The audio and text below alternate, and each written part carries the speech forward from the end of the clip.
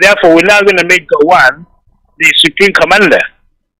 Okay? Because up until then, he's not the Supreme Commander. Because he took power from the Supreme Commander and he hasn't consulted the rest of the military. Okay? So now, he wasn't any more superior in rank than, what's his name? Robert Adenka, who is the Western governor. Neither is he more superior militarily than Ojukwu, but he assumed power because the people behind him have got the guns. So after Aburi, it was decided that Gowon could be the Supreme Commander. Okay? But everybody, if you have a decision, we all have to agree to that decision before we go ahead with it. In other words, you have to have it in concurrence. Everyone has to agree. But Gowon then said, no. According to the people advising him, his permanent secretary, say, well, we know you signed this, but it's going to cause Nigeria to divide. We're not going to agree to it. So you have to change your mind. And we think the British might have been also inspired to not to allow him to sign this, to carry out what they agreed to. So as a result, there's a retraction. He started going back on his word. Unknown to him, though, known to him, fully aware that the Aburi Accord was recorded on a gramophone. So it's not a case of you said, I said, or he said.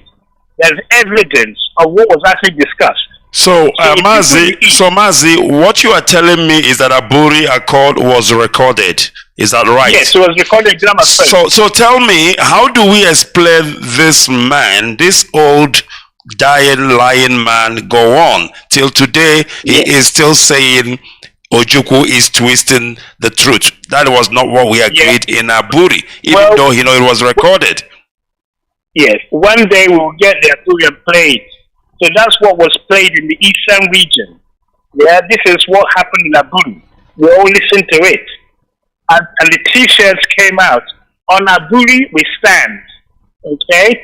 We are not going to budge on Aburi. Okay? So they all knew what happened. So because they had the superior weapons, all the military, everything was in the north.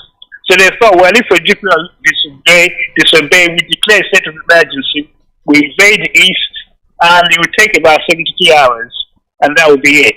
And that is what happened. So Aburi, they negated on it, including paying those who abandoned their jobs. If you're working for the government in the north, let's say you work in the railway, you haven't been paid since May. You ran away, and no one's paying you. No one paying your school fees for children. There's no means of livelihood. The eastern region was supposed to support all these 2 million XN flocks. So there comes a time when you say, well, what are you going to do about all this? Part of the Aburi agreement was to help pay towards them. Gowon reneged. Ojukwu said, okay, from April 1967, we're going to collect tax in the east. And the money we collect in the east, we're going to use it to rehabilitate those refugees. And we're going to keep the money. Gowon said, you can't do that. If you do that, we will blockade you. So Ojukwu went ahead with the survival edict, which is what he propagated. And Gowon said, I'm going to impose a blockade. So you sealed off, so you can't trade from the east. As a result, you can see was a journey of no return. You can't go back to Nigeria, they'll kill you. You can't stay as you are, they blockade you. You declare yourself a different country.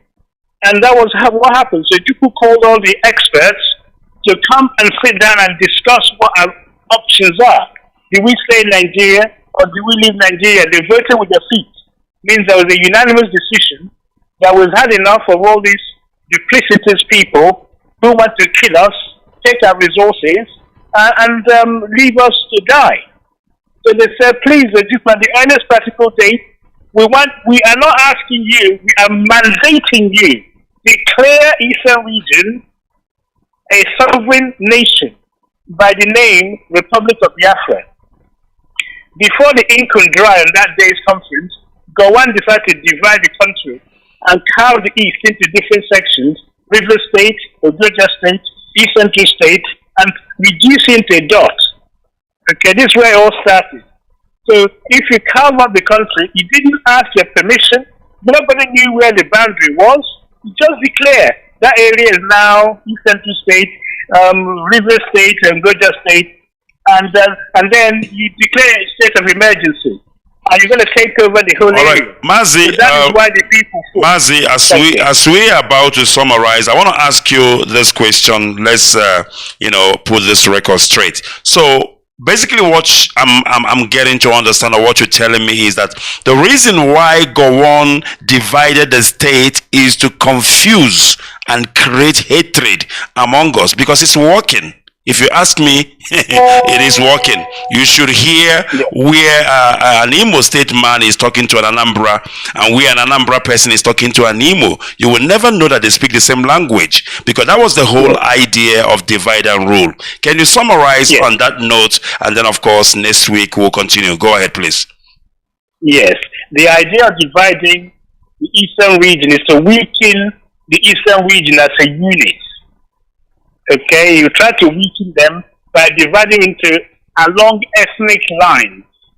The only problem with that is that you don't know where the boundaries are. Because Port Harcourt, for example, used to be an Owerri province.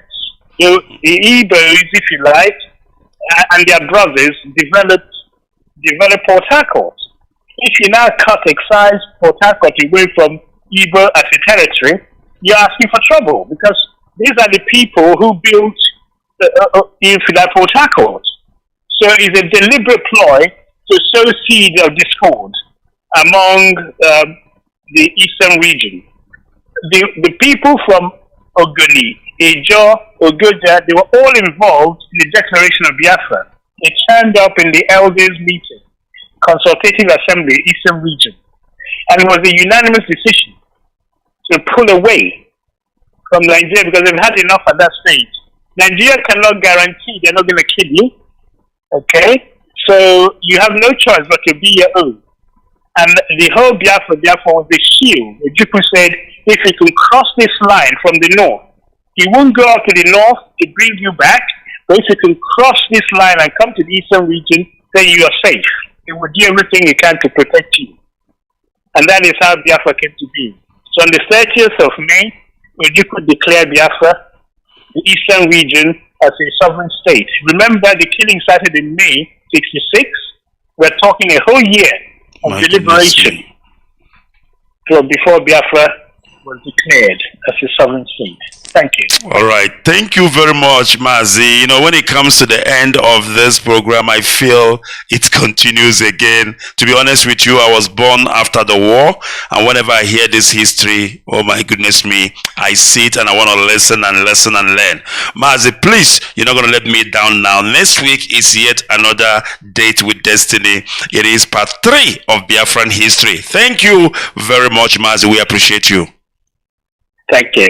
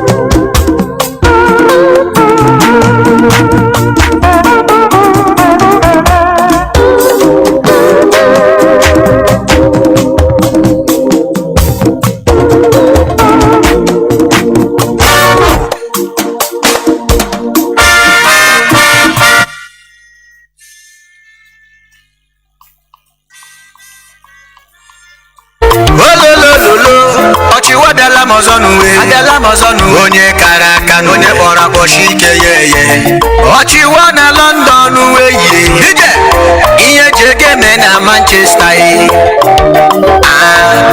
udele neri ozue udele neri ozue udele neri ozue udele neri ozue opuso di manu udele neri ozue ya ndi moyi udele neri ozue ojo bara kwaka udele neri ozue ojo bare moji udele neri ozue the Supreme Court to governor udele neri ozue udele neri ozue udele neri udele neri ozue otribution munne udele neri ozue mama hey ochiwona London let's say kids in France na Manchester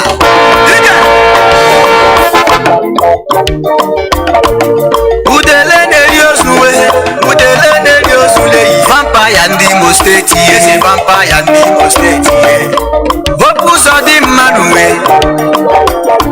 opojoba na kwaka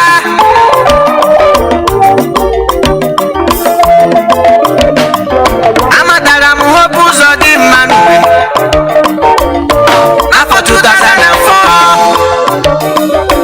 Rona for 2006 mbole sowari ndi 419 mmemme video coverage kamatara hope ụzọ dị mma amanụ ya so onye ogwu ego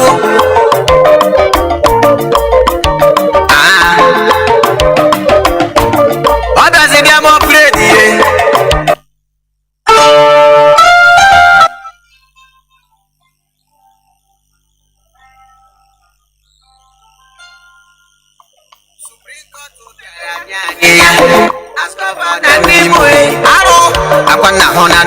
Imo State Fada Mbaka bịa lele onye kpọrọ hopu ndị Imo sa Chineke bara gị elebiru na ya bụ ihe gbasara ya ọ bụ onye gwara anyị sa Chineke sa hopu gara n'Imo State sa Chineke anyị ahụ na hopu ahụ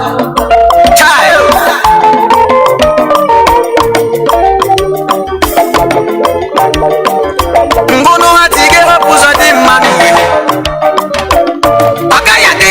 na mmanụ anụmere n'Imo Steeti arụwe tinyere anyị ihe ojọbara kwaka amụsụ na-eri ụmụ ya amụsụ na-eri ụmụ papa ya nke ndị Imo Steeti onye okweka mama na n'Imo Steeti onye okweka anyị mama n'uwe ọhụrụ ndị bidoro yahu plus bidoro yahu na ọhịa eji jụọ ya sọ ma ha na-akpọ yahu yasa ya nwa ihe ije ọchịwa nwayọ kwa aga m ekwu eziokwu o jemara je were mmefula n'ihe tinyere anyị ihe ọha ebube agụ ebube atụrụ a na-egwusi ndị Imo Steeti ịbịa n'ala ọlụwe yusu n'ebe ahụ agwụla n'owe ọgwụ obodo ya ahụ is only local government ya na-egbu ụmụnne ya na-atọ ya ụtọ egbu ụmụnna ya please is grandmasters onye rere nwanne ya riju afọ fegi ihe ga-echegharị ya jekwa jejoro jasa juju n'uwe ihe mere ya n'uwe ọ o chere na ya rụ ụmụnne ya n'aka ndị ugwu na ha ga-etinye as president mana ha metara wụọ ya n'ala ihe na onwe ya megbuo ya so wa sịrị ya bata n'ebe a echi olilolo wepụ ụzọ dị mma n'ụwa ya o nwere ihe m chọrọ ịgwa gị ụzọ dị mma otu ụbọchị ọchịchị ga-apụ gị n'aka ka anyị mara nụ ebighị ebi n'ala Imo chebe akwụkwọ Hausa ahụ maka ebe a dị banye na gị chebe ụgwọ Hausa ị ga-emecha pụọ n'oche ahụ ma gị ma grandmaster gị oche shi n'ụwa a ga-emecha pụọ oge ahụ erukwa n'elu oge erulelu ije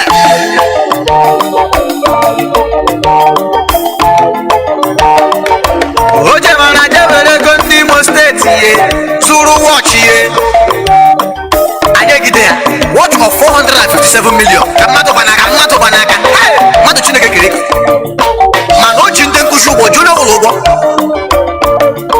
ụlọ skuul na Imo steeti na-alacha mmiri mana wa akwụkwọ na-agba watch of 457 million n'aka ebe akwụkwọ na-agba wa resources n'aka o udele na-eri ozuwe eze vampaya ndị Imo ojọbara kwa Kanuri ojọbara emoji udele na-eri ozuwe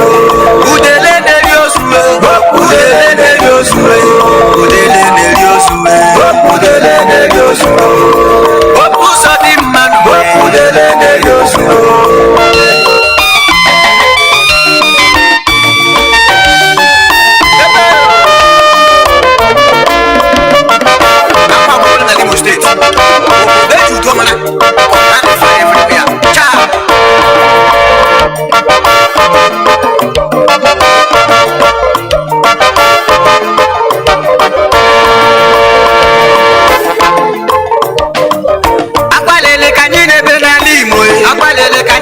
Imo steeti agba na hụ na n'uwe otu Supreme Court si bịa n'uwe nyanya ọnwụ ike n'uwe si ya bịa bụ n'Imo steeti kpọya gọvanọ Imo steeti ojọbara kwa aka ụzọ dị mma ọjọọ udele na-eri ozuwe udele na-eri ozu ụmụ ya udele na-eri ozu ndị tinyere ya n'aka udele ọjọọ ahụbeghị m udele na-eri ozu udele ibe ya ahụbeghị m mana udele nke akpọla Imo steeti na-eri ozu ụmụ ya udele na-eri ozu ndị tinyere ya n'aka udele ọjọọ ahụbeghị m udele na-eri ozu udele ibe ya ahụbeghị m mana udele nke akpọla Imo steeti na-eri ozu ụmụ ya udele na-eri ozu ndị tinyere ya n'aka udele ọjọọ ahụbeghị m udele na-eri ozu udele ibe ya ahụbeghị m mana udele nke akpọla Imo steeti na-eri ozu ụmụ ya udele na-eri ozu ndị tinyere ya n'aka udele ọjọọ ahụbeghị m udele na-eri ozu udele ibe ya ahụbeghị m mana udele nke akpọla Imo steeti na-eri ozu ụmụ ya udele na-eri ozu ndị tinyere ya n'aka udele ọjọọ ahụbeghị m udele na-eri ozu udele ibe ya ahụbeghị m mana udele nke akpọla Imo steeti na-eri ozu ụmụ ya udele na-eri ozu ndị tinyere ya n'aka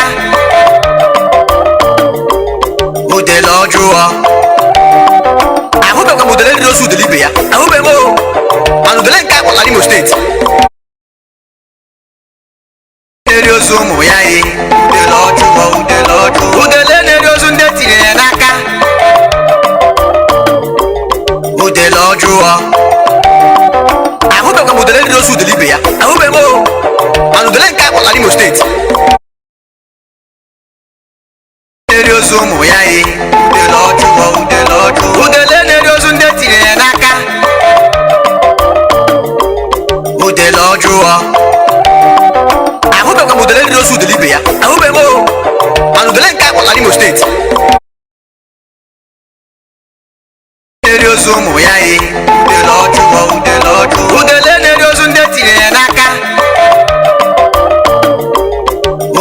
Udelajuwa.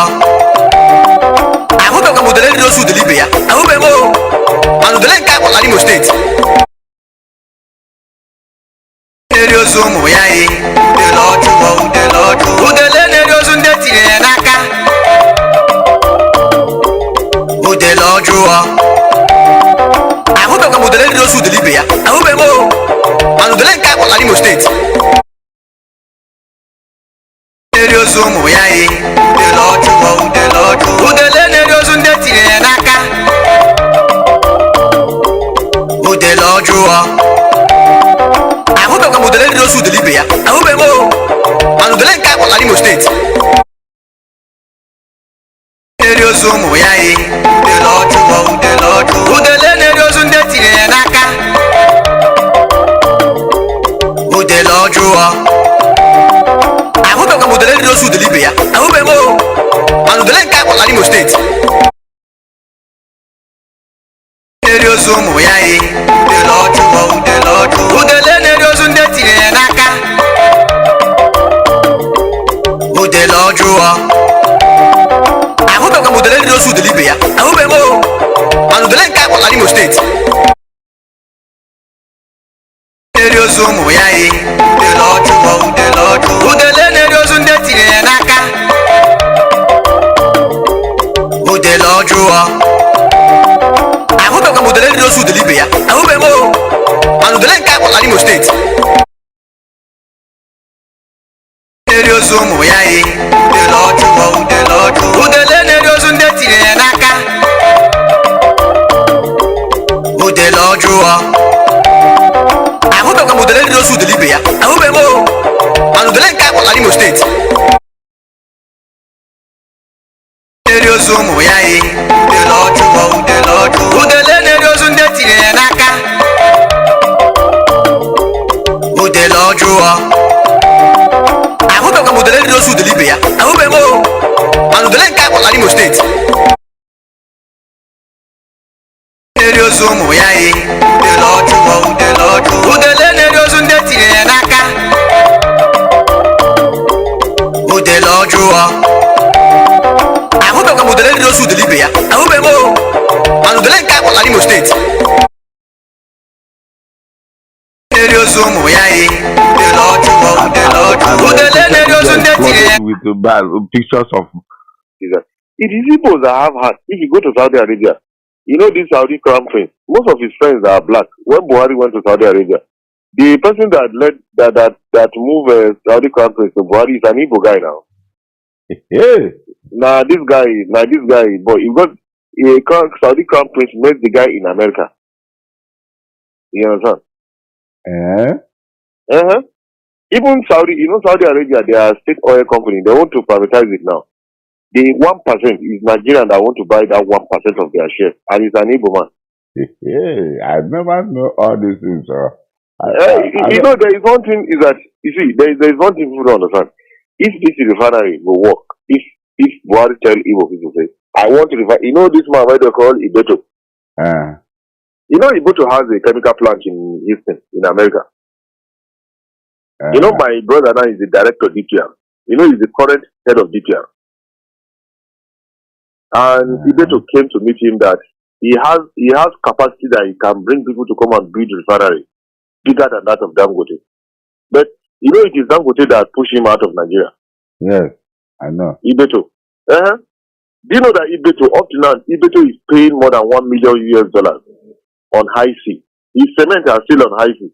He wanted to flood Nigeria market his cement at $1 per bag.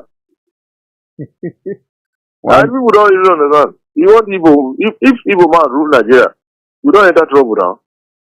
Northerners, Yoruba, the first people they even deal with are Yoruba. And that is why if Yoruba would never open his allow Igbo man to become president. It's not possible. Sir. So you now know that Dangote is ripping us. Yeah, of course now. all the government cement company, not being the seller to Benue Cement, Ashaka and Sokoto Cement. Now you buy them now. Wow.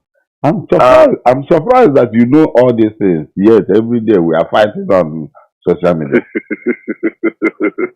You see, let me tell you, if Buhari can walk up today and like 5 Igbo people and said, I beg, please, I want you people to support my government. Nigeria will change within a twinkle of an eye. People will start shouting, where this man? You know, he don't want to have anything to do with Igbo. And that is why his government is going down. So you know his government is going down? He's going down now. We're not moving forward. We're not moving forward. You see, we need to tell ourselves the truth. See, let me tell you, look at this Cosmos Maduka. Do you know Cosmos Maduka? Do you know he's the only importer of what they call BMW? Yes, most of these are big cars. Yes, I know. From in the whole of Africa. Yes, I know. You know, he's a friend of King of Morocco. He's a great friend of so many. Whom did Buhari know? That is the problem we don't have. We have. And that is why you see that even Tinubu himself, he knows that if Tinubu picks APC ticket as president today, Igbo people will not vote for him.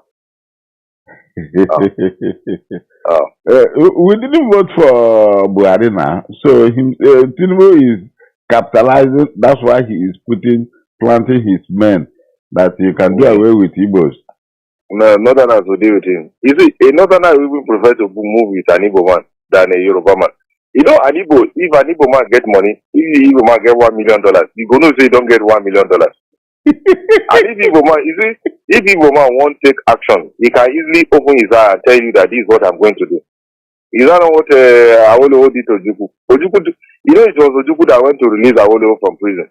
Yes, I know. When they sentenced him to life in prison. When Ojukwu became governor of Eastern Region, the first thing he did was to go and release Awolowo. Is it not the same Awolowo that killed him? Calabar. Is it not the same Awolowo that killed him? He went and told Awolowo that he will go and declare Biafra. Then he said Awolowo should go and declare his own. Well, what did Awolowo told you? Awolowo said declare first. When you declare first, I will declare. The next thing Awolowo became Minister of Finance to go on. And I know Awolowo was saying that, okay, he said that if you declare, that when you declare, did you tell him that you have declared?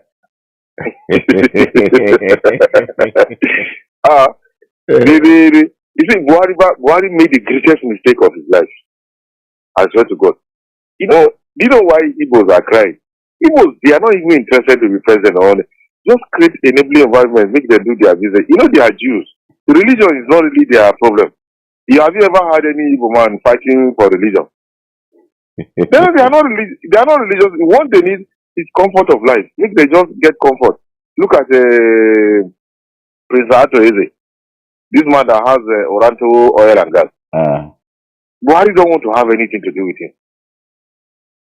And this man, you know, this is somebody that if Rolls Royce want to create a car today, they want to build a car today, they will contact him, whether if he's interested. You know, he's only Nigerian now driving 2019 Rolls Royce. You don't want to have anything to do with him. Most Igbos are businessmen. If Buhari, you know, Buhari has a problem. If I were the president of Nigeria, do you know one thing? I would select every southeastern state to have like 3 billionaires. Where we say, if they want to call me, they have my number. You know, an Igbo man just want recognition. Say, this man they call president of Nigeria to do. Everybody will rally him. And he would like to make, nothing will happen to you. This sickness, where Buhari is sick, is he ordinary? He's not ordinary. Yeah, IBB left power 1992. If not of recent that he started falling sick, he has been a relevant person. Because of his connection with Igbos. Yeah, of course. Now, IBB can come to Lagos today. He will go and sleep in Alaba. He can sleep anyhow. You know, if any Igbo man see IBB self, and IBB can't sleep for you, you know, Buhari failed to study the mentality of Igbo, and that is why he's trying to introduce because Igbo is not interested. Say, I want to be president. Just create an enabling environment for them, make them do their business. That is all. But why are they not bringing people like you nearer to the seat of power? So that Buhari is a useless man. So you talk sense to some of your people. You don't get sense. You know, the Chinese, as I'm talking to you now, if you go to this ongoing Lagos International Trade Fair, now because of Igbos, Taiwanese, all these Thailand, all these Chinese, they come for trade fair now. who they buy Chinese franchise, not the Igbo people. If Buhari, if this agricultural revolution he's even talking about, the people that would have helped him, helped his government to grow agri in Nigeria would have been Igbos. What you need to do is to tell them, make them build silos all over the country.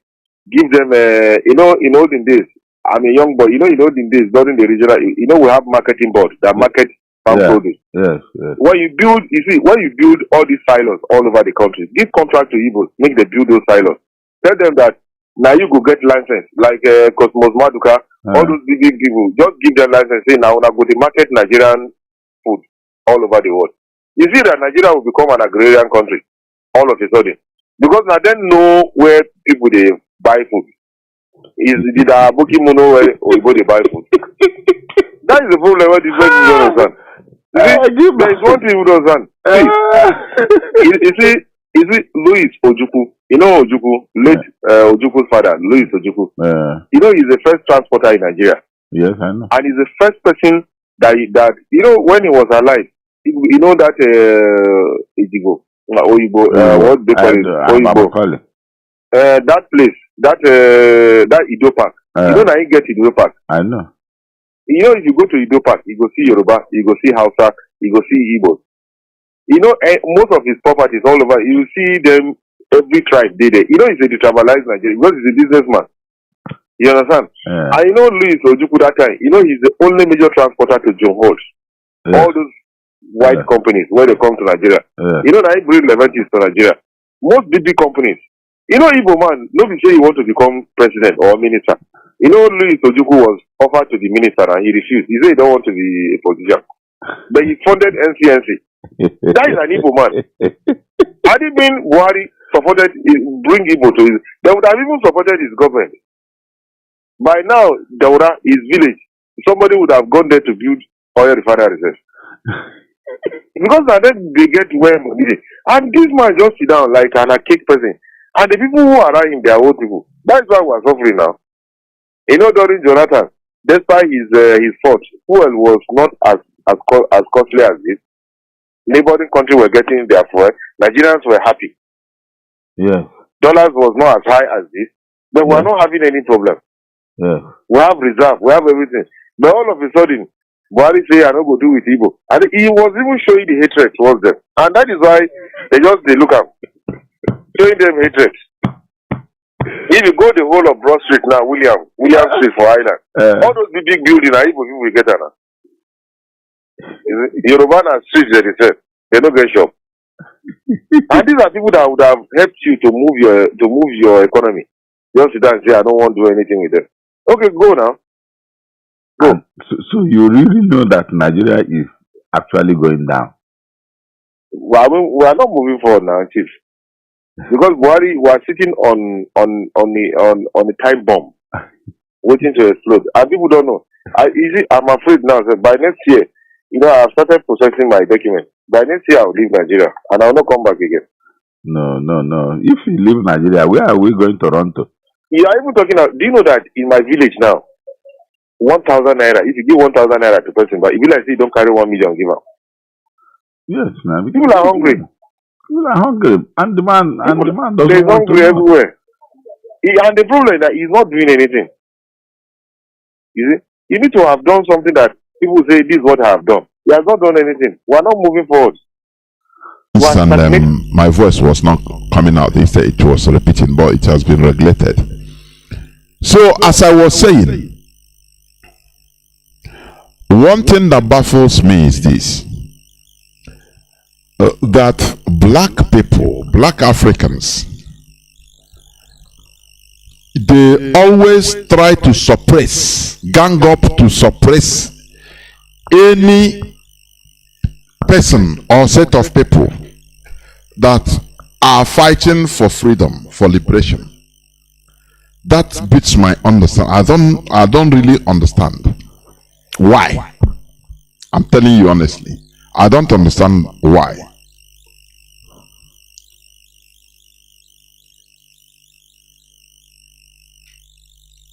Contrary to Europe,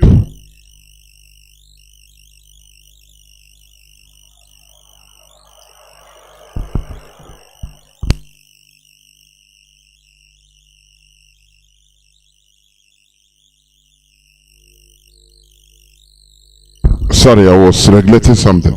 Contrary to Europe, you know, whenever there is there was a revolution in one European country,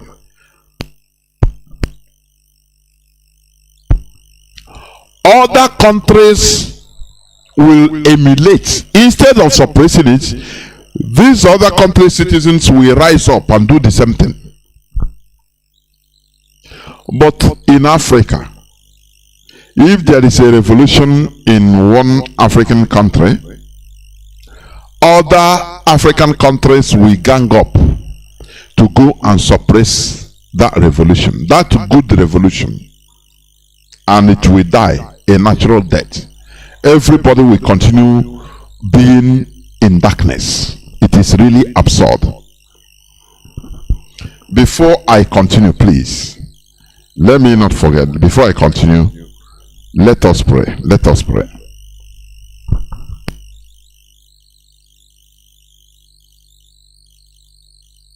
The whole world must listen. As long as we preach this very gospel, Chukwukika Abiyama must be with us. Therefore, without any further hesitation, we must proceed to offer every prayer to Chukwukika Abiyama who resideth in heaven. Therefore, as we always commence, not from today, but from of old, our Father who art in heaven, Nani nke bi n'eluigwe, ka aha gị dị nsọ, that your name may be hallowed by men, that we may bow at the mention of it, that we may offer every glory unto thee, that we may offer you every adoration and adulation, because there is none like thee. You fight our battles for us. Every blessed day you demonstrate through your kindness and your everlasting mercy that you are our Lord, our God, and our Creator. This evening we offer these your children unto thee. All over this very planet that you created, they are listening across the entire 24 time zones on this very planet where they inhabit. They are listening to your gospel this very evening, this gospel of redemption, a gospel of hope, a gospel of restoration, a gospel of renewal, this very gospel of freedom, this very gospel of emancipation, as only you ordained, that this very gospel must be preached, that mankind may be set free from the eternal damnation of the creation of the British. My goodness me, I want to remain in the spirit, because we must worship heaven. We answer your name, O Lord of hosts. Everything about us is designed to offer glory unto thee. We have atoned for our sins last year. This very year we have not only atoned for our sins, we have spilled, we have shed blood, they have shed our blood.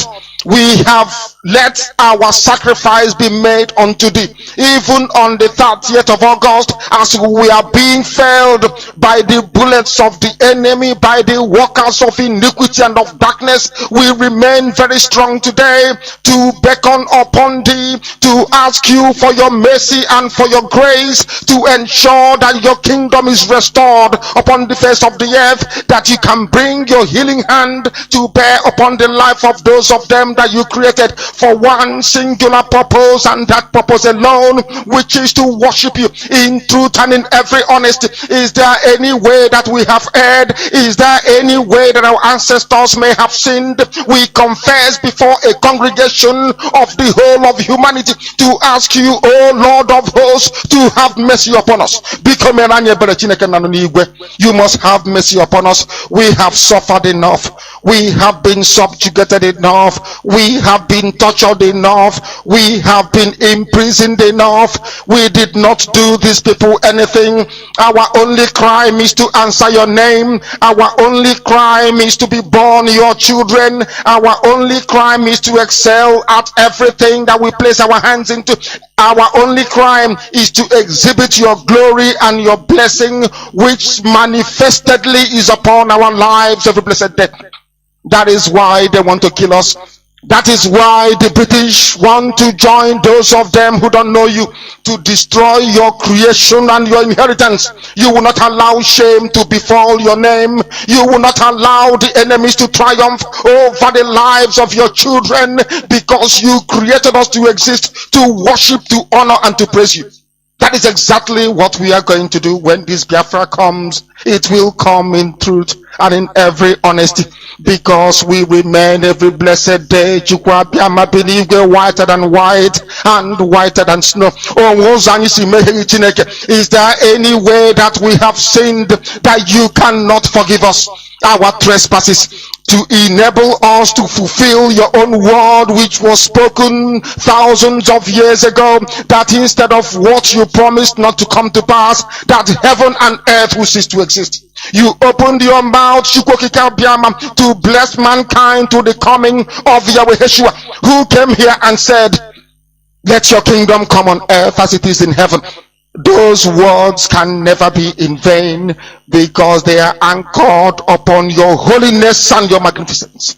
That is why in the end we know that Biafra will come, that these children that we have given birth to all over the world, and their children, and their children, and their children, as long as they give birth to them and they are Biafrans, they will worship you in truth and honesty. Through this very work we are doing, mankind will come to understand you. Let your miracle be wrought in our lives. Let us witness and behold your magnificence, your holiness, your mystery, and your grace under our command. O Lord of hosts, we call upon you. We call upon you to heal. We call upon you to provide succor to those of them who are inconsolable. We ask you to come and strengthen those who are weak. We ask you to restore hope where there is hopelessness. We ask you for inclusion where there is destitution. We ask you for one brotherhood, one camaraderie, one bone, one blood, and one flesh of your children. The Efiks and the Bibios, the Izon, the Shekiri, the Isobos, and also those of them from Isoko. We are traveling all the way to the lands of Igala. We are moving on from there to Idoma, to Igede, to the territories of the Igbo land. All these places we dedicate unto thee. All these lands of yours, we ask you to cover it with your mercy, because Biafra will come, and when it does, we will dance on the streets. I'm telling you, by the time that we are done, humanity will think that we are mad, we are drunk in your glory, and rightfully so, because your kingdom will come to rest upon this very earth. That very kingdom is the unadulterated, non-negotiable sovereignty of the Republic of Biafra, that your will may be fulfilled in our time. All this we pray, all this we ask for, in no other name apart from that name that belongs to you.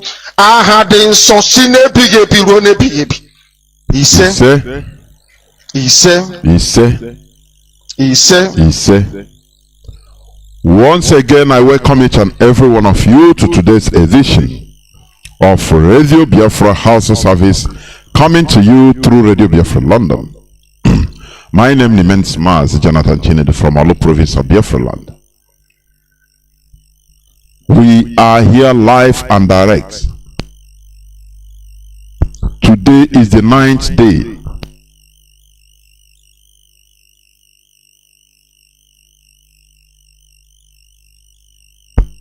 we are here live and direct. Today being the 9th day of August 2022. Therefore, draw nearer to your listening devices in order to listen to the gospel of emancipation, the gospel of freedom. That is what we preach here. Enlightenment. So that mankind will be enlightened. So that all those hidden things that is making you to be ignorant because of lack of knowledge, we expose everything here. so that you make your choice. Choose knowledge, please. As I was saying, I found it difficult to understand why Africans always organize themselves or galvanize into suppressing light. A revolution. Any place, any part of African country that somebody rises up in order for the good, for the betterment of his people, instead of others to imitate it and do the same, just like the Europeans did. Revolutions that started in countries like France in 18th century. It was imitated, replicated in other European countries because they know that it is a good thing. The abolition of the feudal system in Europe, in France, it just started like a joke, and the people gathered, and many more people started gathering in order to exercise their right that they are human beings. All human beings are equal, born equal. Do you understand? And they stormed the Bastille, the place of their king, their king's palace. You understand? The Bastille. And every other thing is history. They dragged him, or had dragged them out and massacred them. They demanded for many things, radical changes, because they were saying enough of all this rubbish. And they also demanded that Catholic Church be under the control of the government, of the state. Do you understand? Because they saw that their power is too much. They are also being used, the Catholic Church, in suppressing them. So all these things were fought for by the people. People that are like you, the same one head. They didn't go out to collect 1 cup of rice and say, start shouting, say it's okay, we support you, supporting your oppressors. No. They took the bull by the horn. And other Europeans, they saw what France was doing. Others started imitating the same thing in their own various nations and countries, because they know that it is the right thing. But when it comes to Africa, Africans are used in order to quell any good revolution, like that of Thomas Sankara of Burkina Faso. Had it been when other African countries saw the miracle of Thomas Sankara, and other African countries could have replicated it, the same in their country, taken over power by youths, and start doing the same thing which Thomas Sankara was doing, I'm telling you, by now Africa would have been developed. But lo and behold, when one country is fighting for freedom, you see other African countries even being used to suppress it, even their own brothers, even to suppress it. That is why what I was saying, I was watching a documentary on Idi Amin of Uganda, Idi Amin Dada of Uganda. Before he became the president of or head of state of Uganda, he was sent with all the Ugandan soldiers, black people, to fight and stop the Kenyans. They call the Mau Mau rebels. Quell them. Stop them from fighting for their own freedom. Can you understand that? Can you just understand that? Black Africans being used in order to conquer black Africans. It is very common. That is why African black people have no single respect, because they are being seen by Caucasians as betrayers, as hopeless betrayers, people that could not be trusted. They betrayed themselves, and that is the truth. Ugandan soldiers were used by Britain. Thousands of them were used to go and fight their brothers in Kenya that was fighting for liberation from white people, from Europeans. Is it not stupidity? That is why the same way West African Frontier Force of mostly Ghanaians, they were used to conquer other African countries, like other West African countries, like even Lagos, Nigeria. That is a bitter truth. Do you understand? So this is a problem. I don't know whether it is in the DNA of black people. I don't know, but I don't believe so. It is lack of understanding. It is lack of knowledge. It is ignorance. You understand what I'm saying? Lack of enlightenment. That is a problem, the main problem. Because when you understand that what this person is fighting for is good, now if he succeeds, it can touch you also positively. Now you can also replicate the same thing in your own land, and everybody will become free. Do you understand? But people, Africans, they love something that they will see now. They will gain now.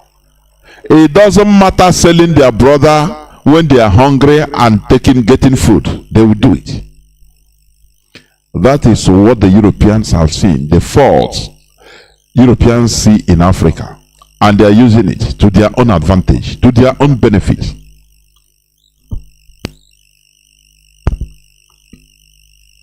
When Europeans, started their revolution, it started one place, but other countries started imitating, replicating the same thing in their land.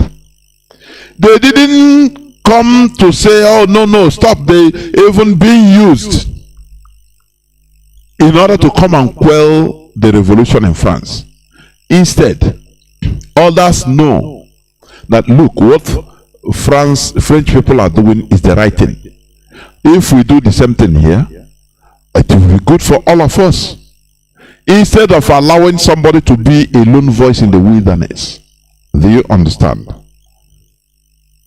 When you are a lone voice in the wilderness, others will choke you. That is what is happening in Africa. And that is why Thomas Sankara was killed. Massacred by his own very good, very tight comrade, friend and brother, Blaise Compaoré, who is now asking for forgiveness to the people of Burkina Faso. Medicine after death. The evil has been done already.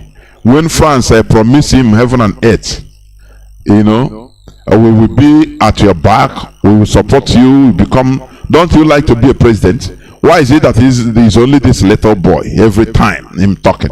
Don't you like to be a president like him? Strike him down and we will be with you.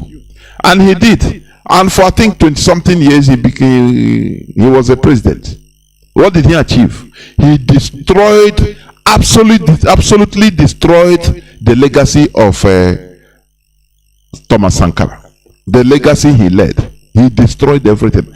And returned back Burkina Faso into Stone Age. Could they act it today? Do you see how they do? Do you see how Europeans work now? They use your own brother. You are the willing tool among you in order to do. And in Africa, they have them too much. Willing tools abound. They have willing tools because the greed is everywhere. People that want to take down their own brother, they are waiting for just any slightest opportunity. They do it. So Europeans, they saw this. They know that, look, black Africans, they have many willing tools. And that is why they were able to kill somebody like Thomas Sankara. When we come to our leader today, don't you see? People sold our leader. That is the truth. People that first of all started shouting and pointing accusing finger to other people, to the leadership of this struggle. Don't you see how funny the world is? You see the tactics the thieves used to use before. I could remember when they are shouting, thief, thief, ole, ole, ole. They are pursuing a thief in a street.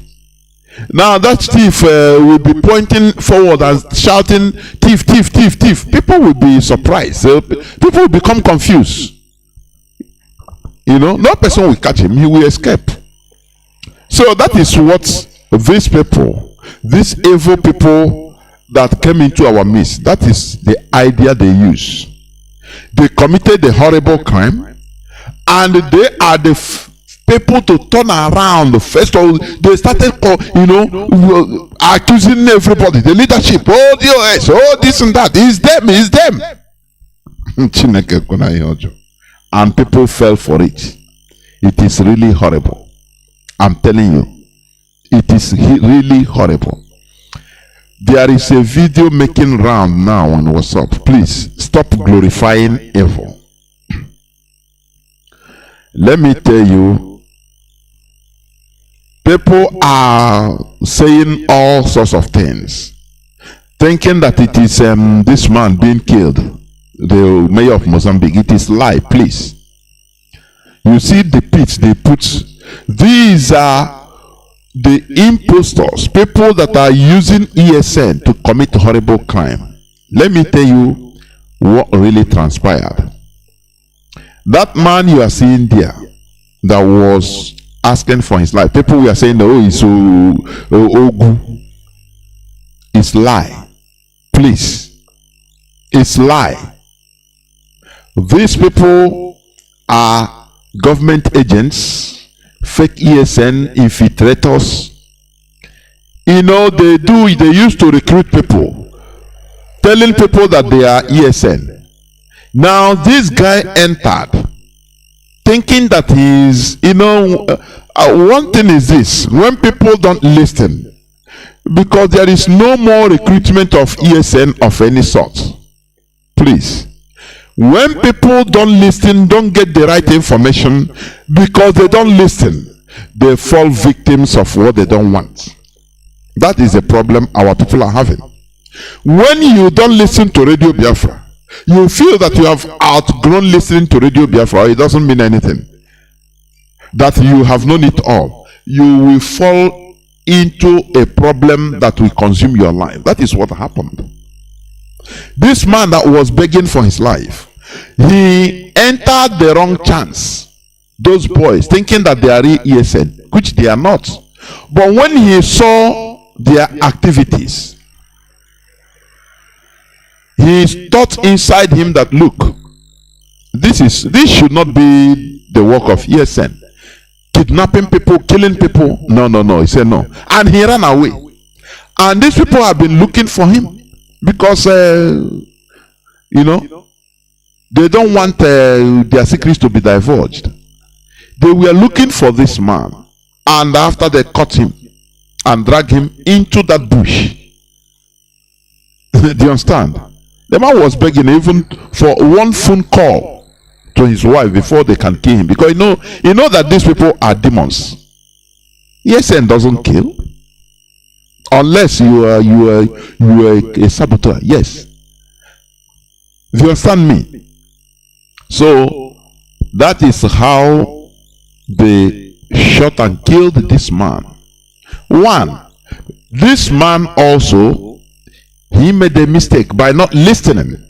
Because had it been he's a listener, he's a student of Radio Biafra, he would have known, he should have known that, look, no recruitment of ESN any longer. Our leader puts blockade on it for how many years now? I think since last year. No more recruitment of ESN. But people are still being deceived. Why? Because they don't listen. They don't listen. So they do anything that is good for them. They think that they know it all. They don't listen. And they will fall into terrible situations that can consume their lives, as they have consumed this guy. These are criminals. Do you understand? So it is not the person that people are falsely portraying. Please, before let us stop this sentiment. Biafrans, Igbo people in particular, we have been trying to deal with telling our people to reason with the head, not with your emotion. Emotions kill. Emotions can lead you into a situation to go back. It will be a problem. Do you understand? So that video, kindly remove it from that video is a crime. It's a crime. All these people, look at where they are putting, they are throwing people. Look at the page. I hope you've seen it. These are what we are fighting. IPOB is fighting. And you see all these criminal infiltrators, this is what they promote. Let me tell you, our leader made us understand right from beginning. If IPOB enter into criminality, say bye-bye to Biafra. He didn't miss words. He said it several times. If IPOB enters into criminality, say bye-bye. No more. Just, you can be a chief of the gang, of any gang. And now I'm busy kidnapping. That is why the leadership of this struggle is protecting IPOB to remain whiter than white, remain focused. Yes, and their job is to protect our forests from invaders. We know them. Do you understand? IPOB ESN don't write letters and send threatening letters to our own people.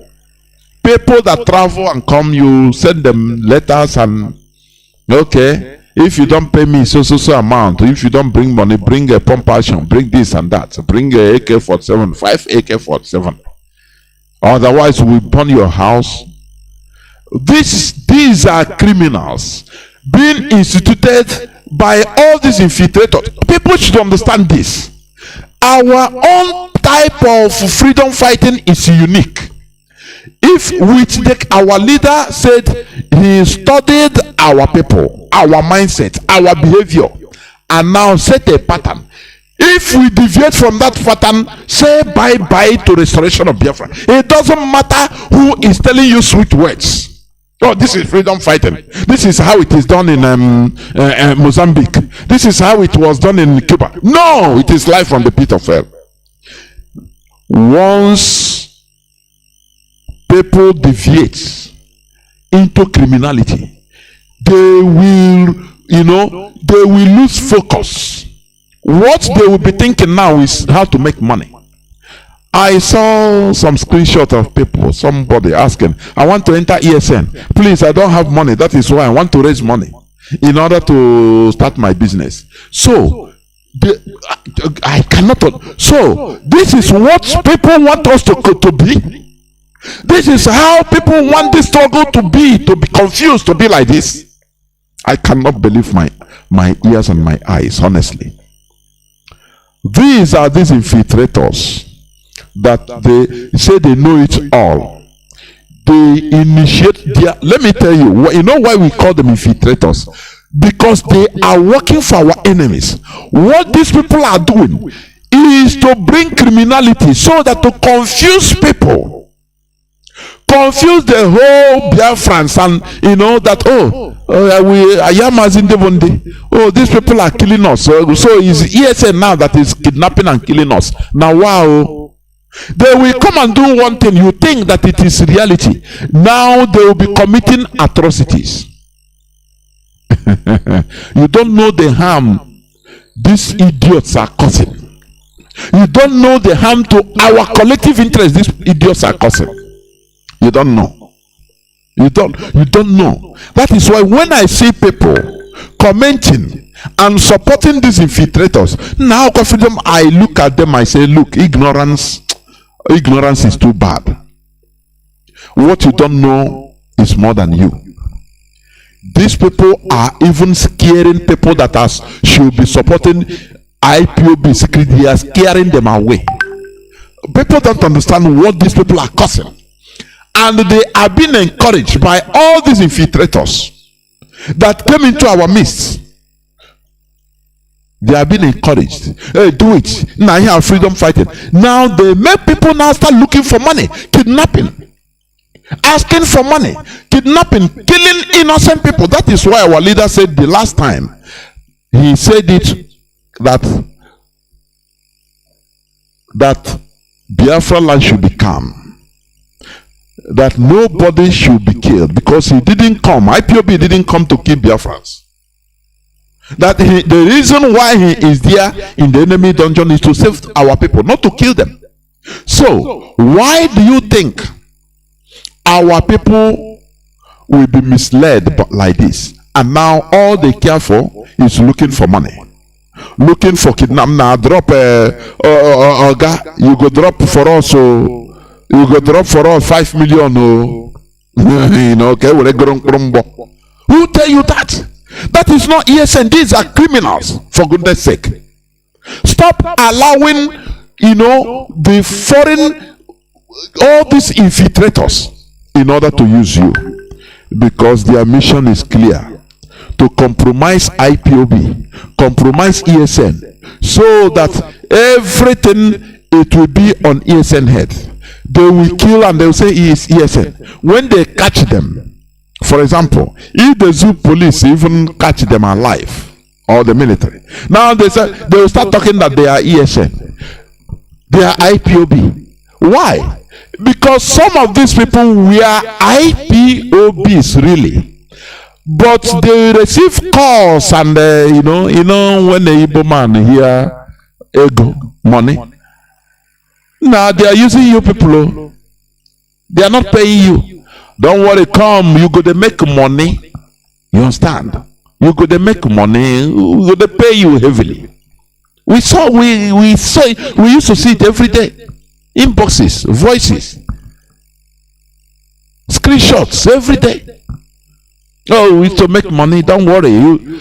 Before you know, the person, former IPOB, he will be deceived because he hear money.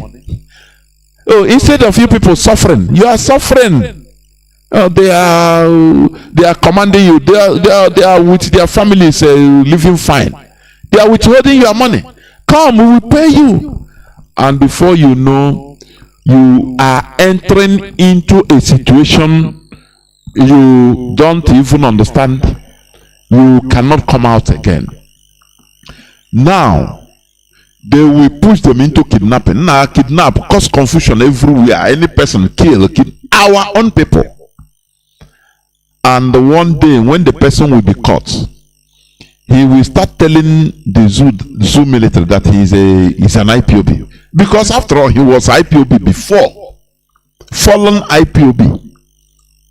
Do you see the situation we are fighting?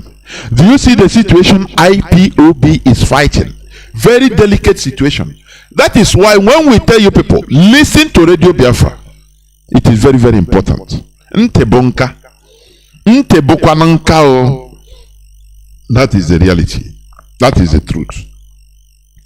If you want to enter into kidnapping, IPOB remains whiter than snow. Do you understand? Stop allowing people to deceive you.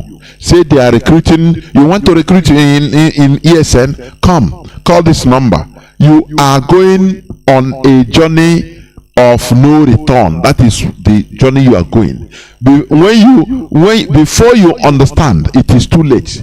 That is what happened to the guy they killed in a cold-blooded way. He entered one chance. He entered a wrong organization, thinking that is ESN. Why? Because he don't listen to Radio Biafra. He want to do it in his own now. After all, now we there for ground. You know, there is a one thing, sometimes very stupid character. Many of our people have. Now we there for ground. Now we know anything. And you look for person way there for ground.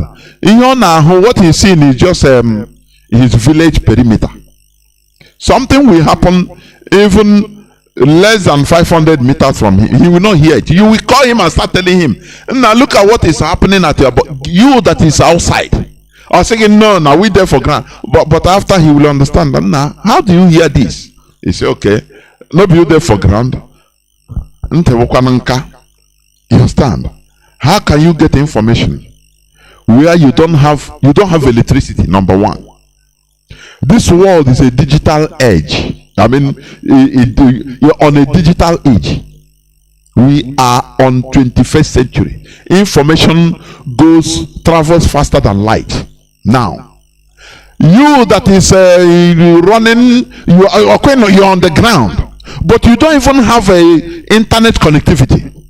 In about when somebody will send you voice or video in a WhatsApp for you to listen, your battery you in our charge bigger charge the battery, no electricity. Whereas that thing that is going on everywhere, people are 247 watching it live. Somebody that is showing it, people are watching it live as it is happening, real life. And you continue saying, now we there for ground. We must remove ignorance. Can I have ignorance? Ignorance happy. You hear now warrior in Nigeria, all the too much. I'm telling you, what is holding us our ground is too much. Pride, ignorance, selfishness, greed, until we remove all these things from our body. I know it more than who is now Mazi Nnamdi Kanu. Now I know I have what South African liberation. You cause confusion everywhere. How can you do that? How can you compare the situation of that time and that place and the people with the mentality of our own people? Our own people is that want something enter money. Ego. Forget the focus.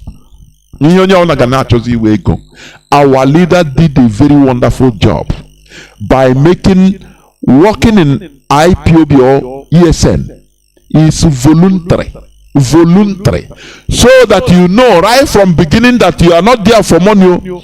If you cannot do it, simply go. IPOB ESN is the most disciplined security outfit, the most disciplined people. You understand? If they say stop, no person moves an inch. Everybody stop and wait. You don't question. Why are we waiting now? Because asking question becomes insubordination. You can never win a war with insubordinated soldiers. It is impossible. Highly disciplined soldiers, once they tell you, I could remember one of my uncles as a Biafran soldier. He said sometimes they stay inside the river, inside the swamp, inside the ocean for days, if not weeks. For blowing shore battery. Because it might be that you don't move, you don't get out. Do you understand? That is discipline. Because maybe the time you want to come, that 2 minutes you want to come out, now let me come and outside. That is the time the enemy will enter. And you have failed. You not only fail yourself, you fail a whole nation. You see it. So you remain in your position, no asking of questions. Now, these people we are waiting, they are not coming. We need action now. Action. It's very, very sad. Very, very sad. There is one, I think it was a Frederick Forsyth story account of the Biafran Revolutionary War. There's one man, I think Erasmus, whether Colonel Captain Erasmus or Colonel Erasmus, is a foreign mercenary. He said one of the difficulties he encountered training and fighting with Biafrans is sometimes they cannot control their emotion. He says it's a problem. One of the difficulties, a commander, he says sometimes they cannot contain their emotion. Where they're supposed to keep quiet, they want to sing. So nothing make. So we are keep quiet. No movement. Stop. Wait. Even if it takes 2 days, stay there. There's a reason for that.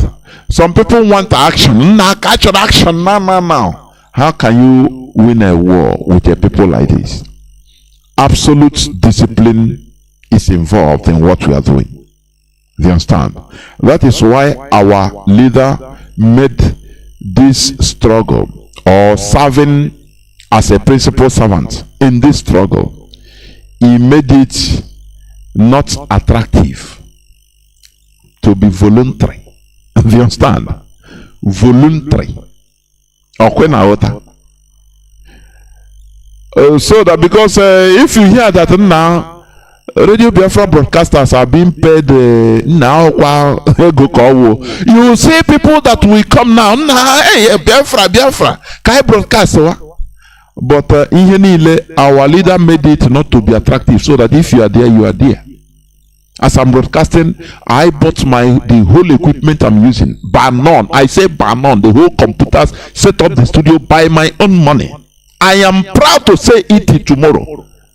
Changing of wires every time is me. I say I am highly proud to say to do it and to do it more.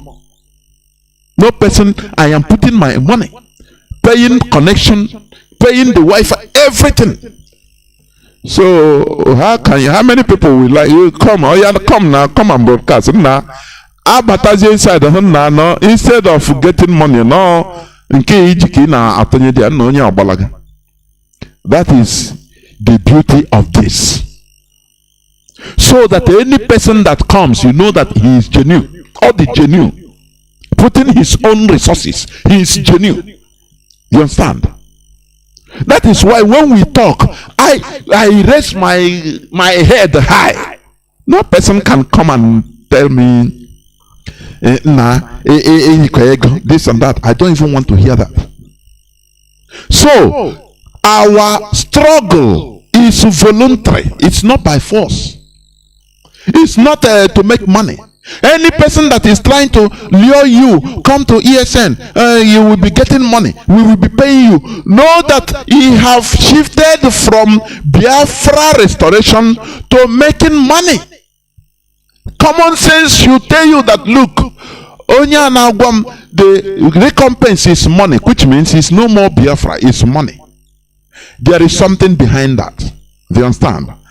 I could remember the other day, last 2 weeks or so, when Mazi Austin, he revealed his own, how he was being contacted by all these infiltrators, because they know that our people, many of our people, are greedy, or sometimes people will say no, it's hunger. I say no, stop mixing things up.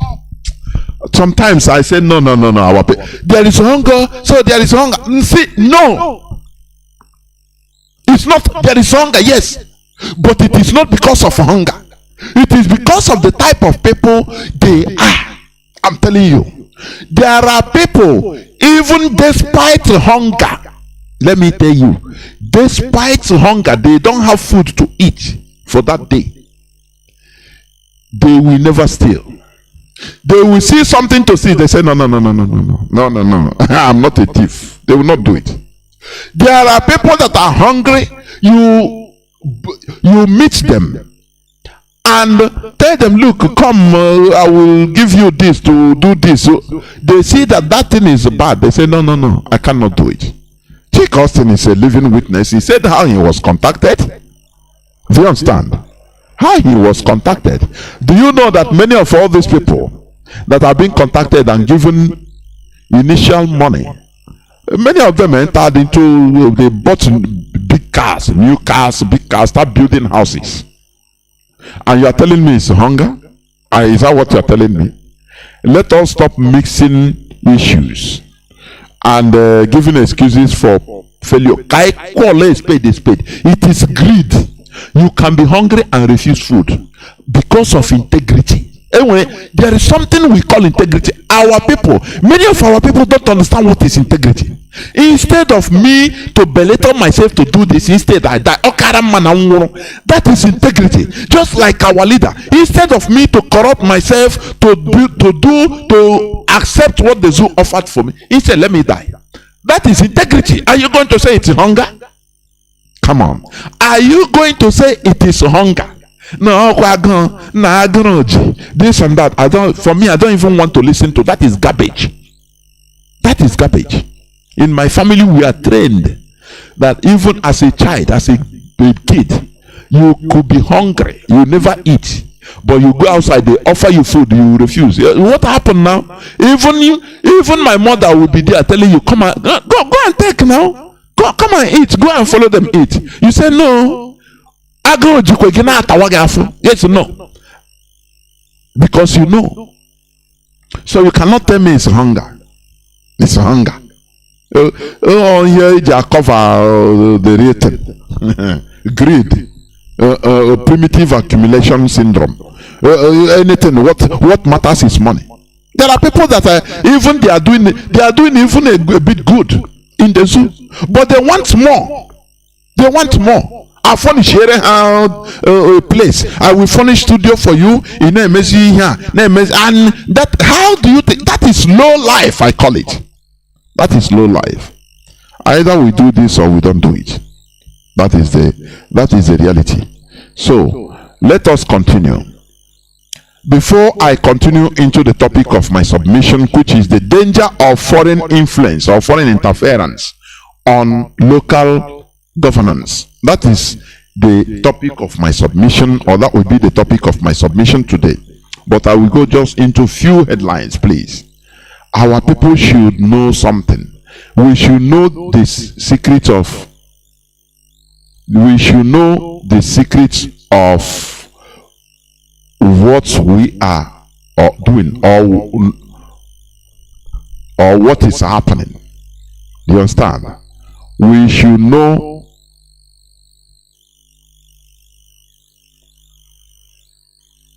We should know the secrets or the consequences of what is being caused by these infiltrators. If you know all this, if you know the secret, the consequences of all this, what is being caused by all these infiltrators, to God who made me,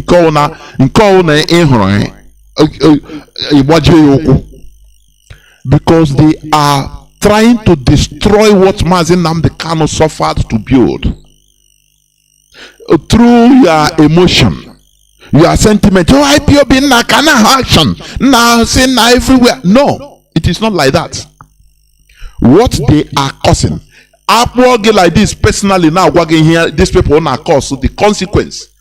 Many of them are here gonna go on the air. You will be surprised. Flabbergasted. I'm telling you honestly. But we must continue. Before I go into just few news headlines, I will read our press release, IPOB press release of today, the 9th of August 2022. IPOB press release. We have not replaced Mazi Nnamdi Kanu as our leader. That is IPOB. You understand? Now, let me continue. We, the global movement and family of the indigenous people of Biafra, under the command and leadership of Mazi Nnamdi Kanu,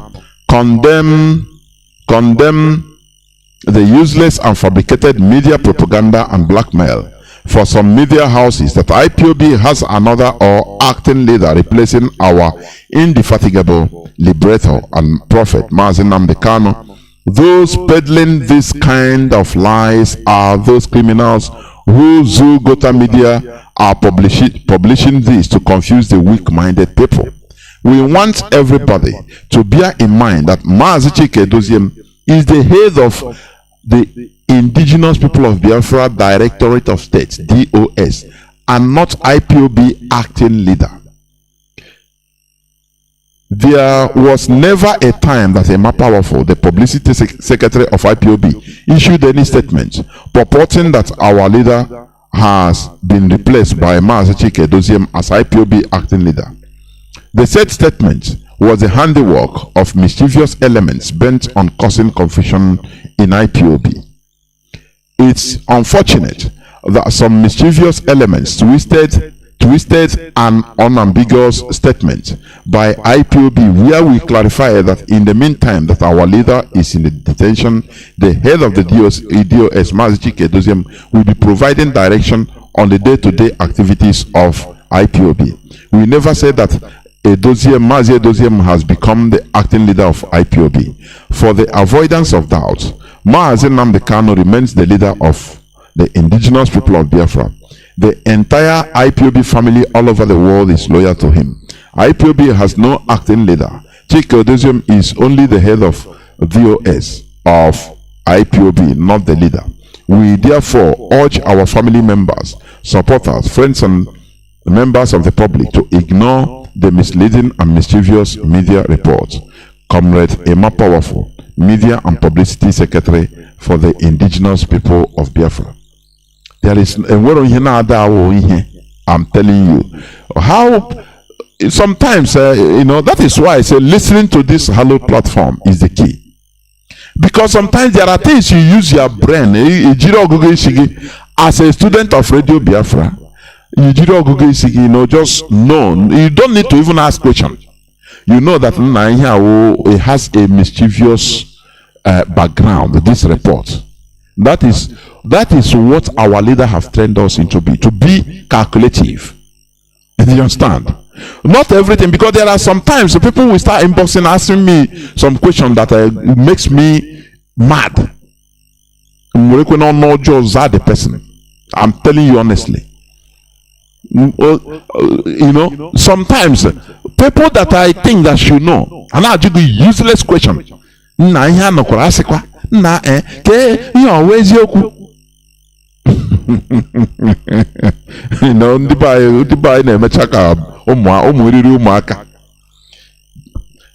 leader said, you that is clamoring for now, can you handle media propaganda? That question, people don't understand it, but I do. I do understand that question, because I understand the meaning of media propaganda. I understand it. I know that it is more devastative than even missiles. When bomb fall in a place, it kills maybe a few people, 10, 20, 30. But propaganda will destroy it will surrender, make people, a whole thousands, if not millions of people surrender at a time. Do you understand? That is what the infiltrators are using, the equipment they are using. They will corner one person they know, maybe a command, and call him. Now how now? No, they make off na chukwu okike abịa ma dekworo nọnyere ọnụ na-agba mbọ. I did not care for, na-akpọ from Germany or onye dị ụta. I care for you people. Na ndị DOS na-emetekwa n'ọnụ mmadụ anyị, na ha na-erizi ego niile ha siz. Ha na-enye ụnụ ego, ha na-enye ụnụ nri. So but ahụ na ịma ebe m matara gị ụda adịgo. Emenyegodo m ihe ka m wayara gị awụrụgodo €200 ka iwere egwa kpọta people. Ota ka esi discourage, just that is propaganda. Propaganda is more deadly than missile. Don't you understand? Don't you understand that? That is why our leader did everything in order to establish this Radio Biafra, because it's #1 missile. is a weapon of mass saving, which enemies can use it as a weapon of mass destruction. That is how our mentalities are destroyed through media propaganda. Nigerians are zombie today. Why? Because they will wake up in the morning where they tune in. Good morning, Tanais television, and they will be telling them rubbish, a story that should be critically analyzed and wake people up with, the way you even say something. People watching you, the way you say it makes people react. Very serious issue. You see all these useless primates I hate that station.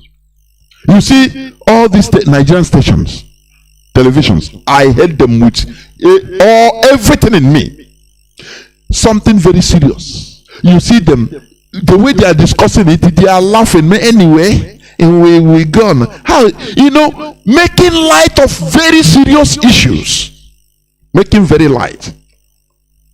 Watch any, for example, any foreign media reporting on something like corruption or corrupt practices of politicians in their country. Just watch them. Watch them with alacrity, the way their journalists talk with venom, so that to put that venom in the people that are watching them to start reacting. And they react.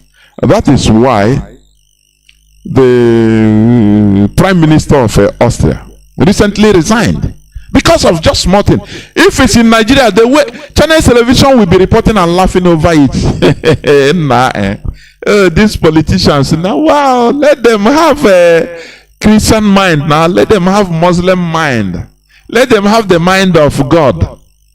How is it that somebody will just go and carry he use look at he use 10 billion naira to do wedding of his daughter?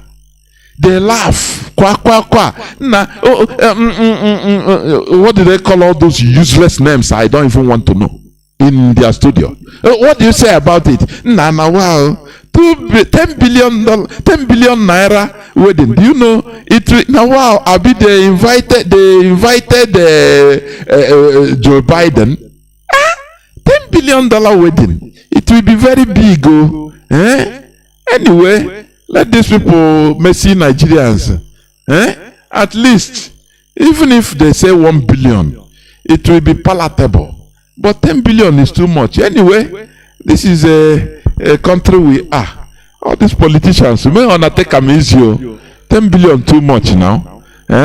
Actually, they laugh, talk another thing, and you look at the people that are watching them, the same way they will be laughing. Hey, 10 billion now. If I even get a fraction of it now, well, anyway, I wait them when they are doing a campaign. At least I will go try to grab my own. That is, they are watching it the same from the way the media is covering it. That is why Nigerians are zombies today. If the Nigerian media, both television and audio, radio, they sit up today, one day, 24 hours, there will be revolution in Nigeria. If they start saying things the way it should be, with alacrity, reporting things the way it should be to the public, before God and man, people will be hyped into taking action. That I'm saying 24 hours. So what is killing Nigerians are media. The propaganda, media propaganda, the way they report things. That is the thing. So when our leader said, can you handle, you want to carry gun, right? He said yes. Can you handle media propaganda? If you are in a field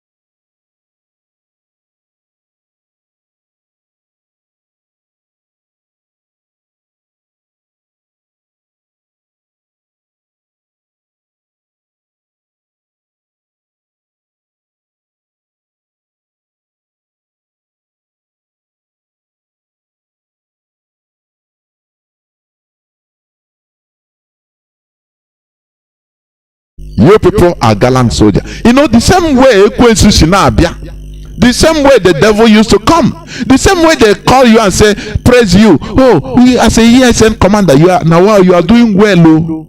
Oh, now they do well. You are gallant. The American Special Force praise them. You people are gallant. Yes. But now, in order not for us to finish, because when you kill yourself, another person will kill himself, another Japanese soldier will kill himself, there is no need. We will exterminate ourselves. We will go into extinction. So in this case, I as an emperor, this is a American propaganda signed as if it is the emperor using his signature. You understand? Now I urge you, gallant Japanese soldiers, oh ye men, that now we have to first of all remove or suspend our code, samurai code, for now. Otherwise we will finish you. If we finish, we shall have no Japan of tomorrow. You know, they make you see sense, they make you see reason in their own way. That is the work of propaganda. You understand? Now they conclude, now you can suspend that code, that our natural cultural code of honor killing, honor being more important than life. Please now save your life. You can sometimes surrender to the enemy so that you remain alive. Signed by Emperor Hirohito. They put his seal, bam, and the thing started working wonders in the mentalities of Japanese soldiers. Many Japanese soldiers started surrendering. When they are being surrounded, they can no more kill themselves. They started surrendering to Americans, and they saw that it is working. Do you see what propaganda can cause? What guns and bullets cannot solve, propaganda will solve it. That is why Nigeria, they spend a lot of money in propaganda. They will come, all right. Oh, they say now, Mazi Nnamdi is acting leader of IPOB. So that when you hear, he say, so he's overthrowing Nnamdi Kanu. Hey, but our enemies now, they give them weapon, because they are working hand in hand. They infiltrate us. They give them, the Nigerian government will give them weapon to continue using to broadcast. Oh, do you see? I tell you that DOS, they are evil people. Do you see it? They have now taken over. DOS, I mean, they say now he is the leader. No, which means they will abandon Mazi Nnamdi Kanu to suffer. They touch your emotion. we should be reasoning like human beings. I'm telling you. That is it. So let me go to some news headlines. There is this news that said, why I pity Nigeria's next president, Sheikh Gumi,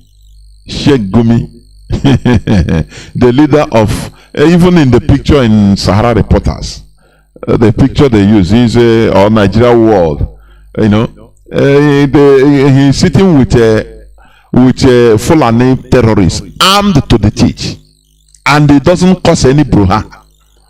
Everybody laughed over it. Arise Television laughed over it. Wow. So this man now is him that is talking. Now wow, look at he's the leader of terrorists. But anyway, we must continue as one Nigeria anyway. And people are misbehaving, zombieing.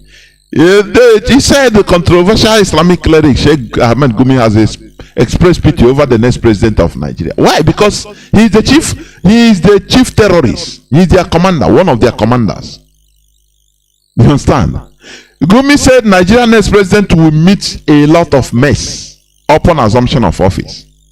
He will meet a lot of mess because the mess they have created, he knows. So that is why he is warning beforehand. You understand? IPOB declares war on Southeast security outfits, Abubago, of which rightly so. Abubago should be exterminated from our land. They should be dissolved because they formed this in order to kill our people. He's working for the caliphate direct. That is why they kill our people with impunity. Have you ever seen our people doing this type of killing? 14 people, 14 young men were gunned down the other day by a bag. And Ujo Banakwaka, the Imo State Supreme Court governor, he came and defended that these are hoodlums. Sometimes it beats my understanding how politicians can call citizens hoodlums in Nigeria. It's only in Nigeria. Citizens. Normally, people that he is serving, he will turn around and start calling them citizens. Hoodlums. It beats my understanding. And people are there. The same way they have taken it as a normality. Calling citizens by police and military. They say bloody civilian. It's only in Nigeria you hear all these things. And people are going about their normal businesses, answering it. Now I'm a bloody civilian. A bloody civilian, which means you are nothing. You can be killed like a rat, and they are doing it. You understand? So Ebubago should be dissolved in Igbo land. That is why people should do the needful. Buhari's minister Silva says 400,000 barrels of crude oil stolen daily can cripple Nigeria's economy. You know, all this news, all these things, Nigerians think that it doesn't matter. They don't know that these are the causes of their problems. These are the reason why they don't have job. These are the reasons why they go school, they don't have job. These are the reasons why our girls are now very cheap. Because of all these things. Imagine 400,000 barrels of oil. Do you know how much it is? Crude oil. Every day. This is not the one that Britain stole. Because if they drill maybe 5 million barrels per day, they will declare that it is 1.5 million, 1.5 or 1.7 or 1.8 million barrels. Britain will take 3.2 for themselves.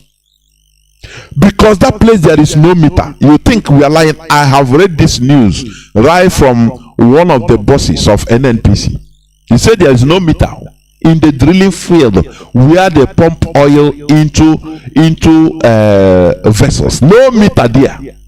It has been like that. That is why Britain is trying to sustain everything, so that the mess continues, so that they will continue stealing. When they drill 5 million barrels of oil per day, they will declare it's 1.7. Nothing is about, militants are bombing, so it's 1.5. Inside that 1.5 that is being declared to the Nigerian government, now 400,000 barrels will go. After that, another one will go. This is the one he talk. Maybe before you know, it will be less than 1 million barrels that will be declared. And after that declaration, when they sell it, the money will go into private accounts. The money for the one that is declared for the government. Have you forgotten that they say that no remittance of NNPC account to Nigerian government for some months now? Nigeria is a joke. Do you know why Nigeria is a joke? Because the people, Nigerians are jokes. They are jokers. They are jokers. That is why Nigeria is a joke. Now let me continue to the topic of my submission, please. As I said, although I will rush over it, the dangers of foreign influence or interference on local governance. Normally, the primary interest of every government or a government is to serve the interests of her people first, to take it as priority. But when a government is primarily serving the interests of foreigners over the locals, there is a very great danger. Remember, during the balkanization and collapse of the Soviet Union, during the time of Mikhail Gorbachev in 1991, the West tried very hard to introduce into Russia their so-called democracy. Is a virus. This they are so there is something I like with white people, Oyibo. They use everything to fight. The same way the Fulani do. There is a similarity between them. They use everything they have. Even their so-called democracy, they use it as a weapon also to foreign countries. They use it as a weapon. Religion, they use it as a weapon. Everything, they use it as a weapon. So, during the time of during the balkanization and collapse of the Soviet Union, during the time of Mikhail Gorbachev in 1991, the West tried very hard to introduce into Russia their so-called democracy in order to develop a very huge Western influence on Russia. That was during the period of Boris Yeltsin. This would have eventually led to the downgrading of Russia and turning it into a controllable small country as others. That is what I could remember that time. You see many non-governmental organizations from America, from Britain, from France, from Western countries, they fool Russia. Hey, we are maintaining the standard of citizens group. Oh, we are human rights activists. Oh, we are this. Oh, now in Russia. Hey, Vladimir Putin. Honorable not take a crazy now. Oh, yeah, Russia because they want to thwart Russia to become a normal country they can control, like other countries, like Portugal, like Iceland, Spain. Just ordinary country they can control like that. That is what they wanted to turn Russia into. I'm giving you example. But Vladimir Putin saw the imminent foreign influence. He took over control of Russia and maintained it to remain a formidable country it is today, till today. That is why, had it been they used their weapon, or one of their weapons, which is their so-called democracy, the weapon they are using in Africa, they will tell me, just tell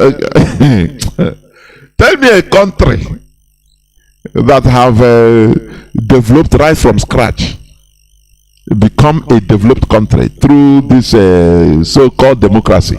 If not America, that is a new country. That is a new country, experimental country also, that started on democracy, on the right of men, genuinely, not the one they introduce. If in Africa they use it as a weapon also. They know it's a working weapon.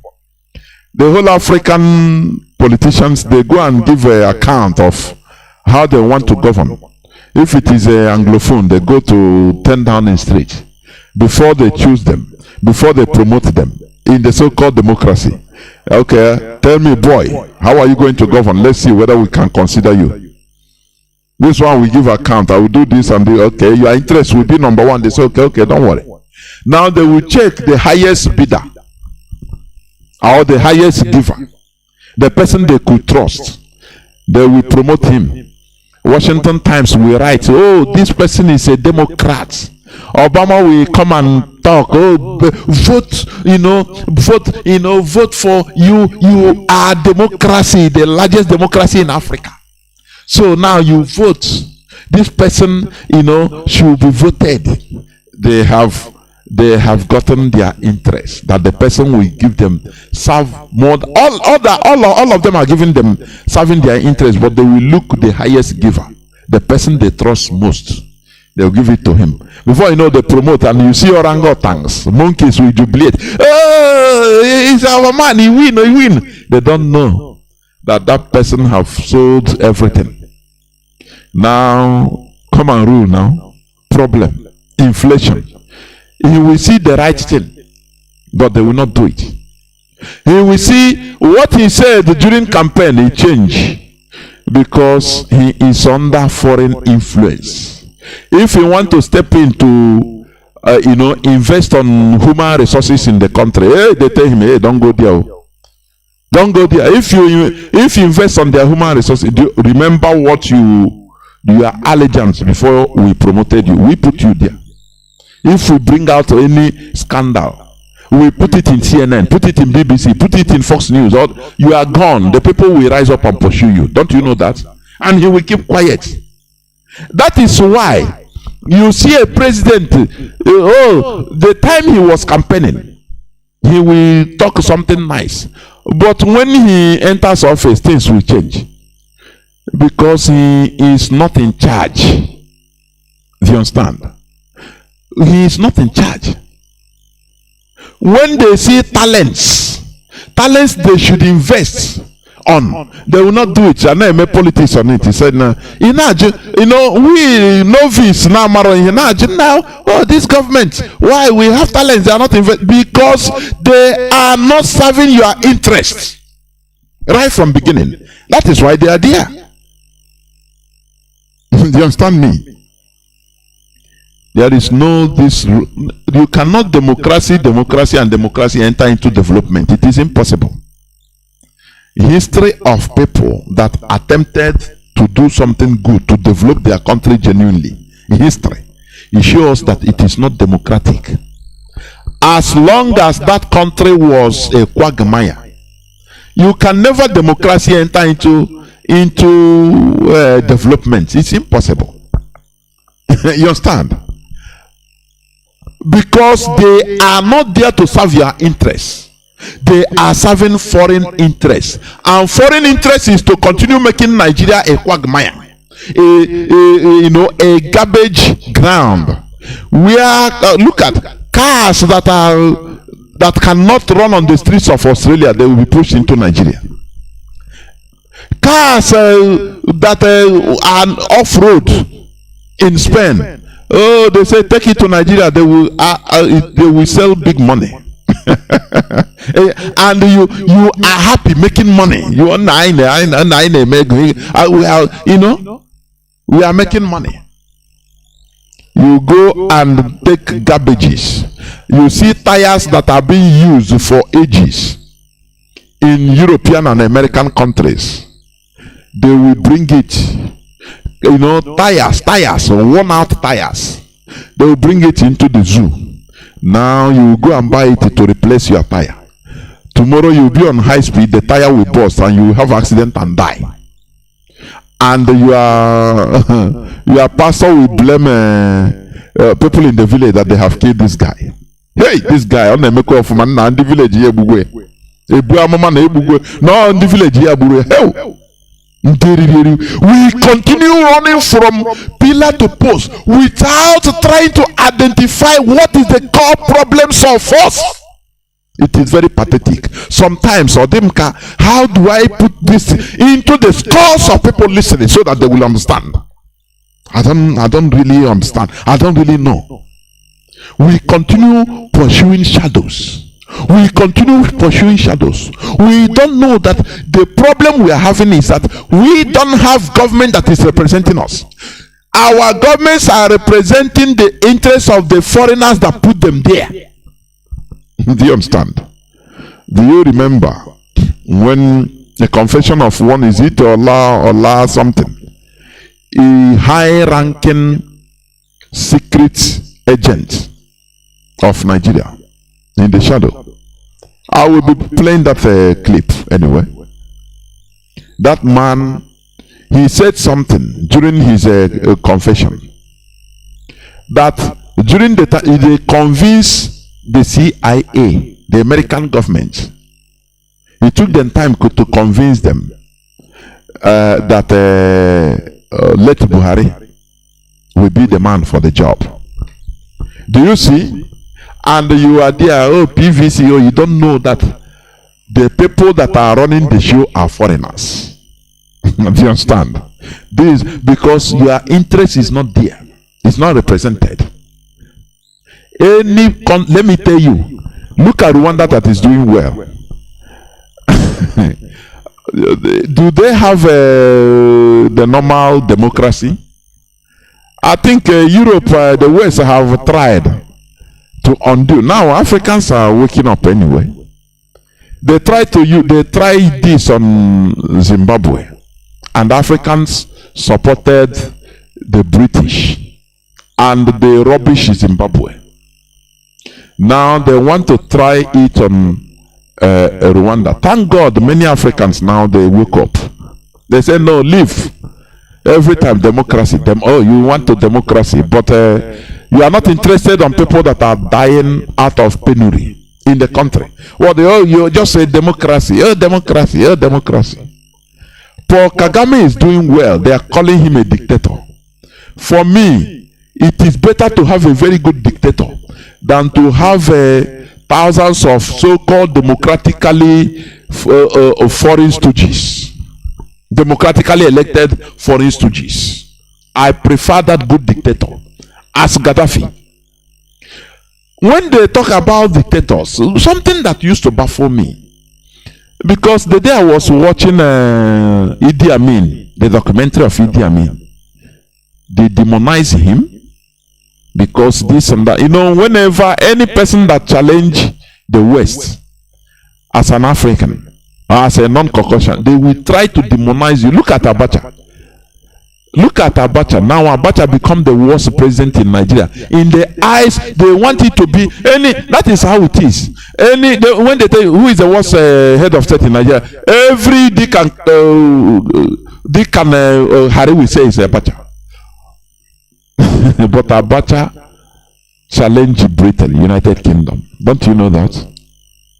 That is the reason. They demonize him, made it a history, write history on him. That this one is the worst. He is this, he is that. So that he will be in our. Because they are playing with our brains, for goodness sake. Because they know that we don't reason. We act on emotion. Anywhere they push us, we don't think. That is what they wanted to do in Paul Kagame's Rwanda. They don't talk about the goodies. They don't talk about how everywhere discipline is being installed in Rwanda.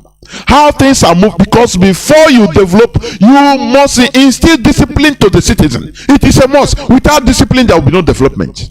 It is impossible. First of all, is discipline. When they tell you, they make you fear. You fear the government. You fear the law. Because the law should be implemented on anybody. When impunity is removed from a people, finish. Development will start. That is discipline. Discipline is installed. When they make a law that in the streets you don't throw any garbage on the ground. You understand? And they have garbage dumps from maybe every 200 meters.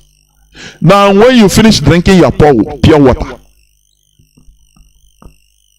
when you finish your pure water, now,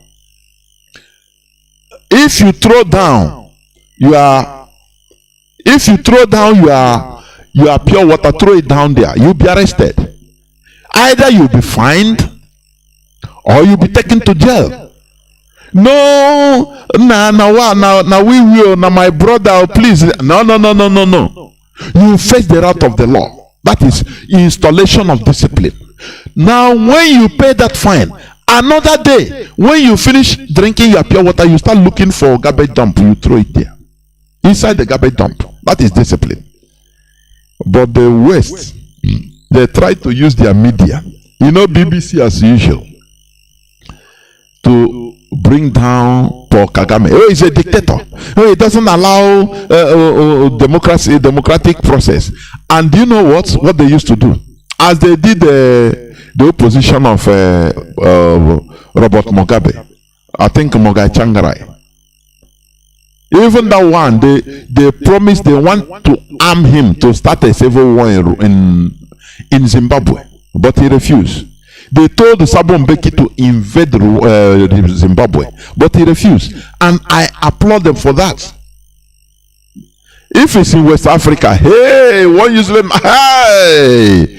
That is why I used to say that generally West Africans are different from people in the southern part of Africa. And even, I'm telling you honestly, If it's in Western Africa, one person, France or England will die, immediately is ready. You go and destroy, they will arm him. Look at how they have been arming the former president of Chad by France. He thought that he's larger than life. But they are the people that still killed him. That will be for another day anyway. But what I'm saying, what am I saying? They try to undo Paul Kagame. They will go and organize their person. And the person they will fund him to become opposition. And he will be making noise. So that he will reverse. If he enter power, he will reverse everything. What the gentle revolutionists have done, he will reverse it back. That is the idea of the West. You know, I used to tell us that this world is a world of exploitation. Anything you can do to undo your enemy, as long as you are doing it to the benefit of your people. That is why Britain can go and destroy the flora and fauna in Biafra land, in coastal Biafra land. They will go and in the quest of drilling something they can never try in their land. The shell will scatter the whole environment, destroy it in our land with impunity, and they will steal. Every day they are stealing crude oil, and in order to bring to their people, it is not seen.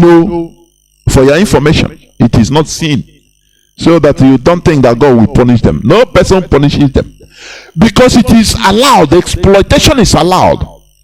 If you are good enough, you go and steal from other countries and bring, so that your people will be living good life. The same way Europeans are doing. France is milking 14 miserable Francophone countries $500 billion every year.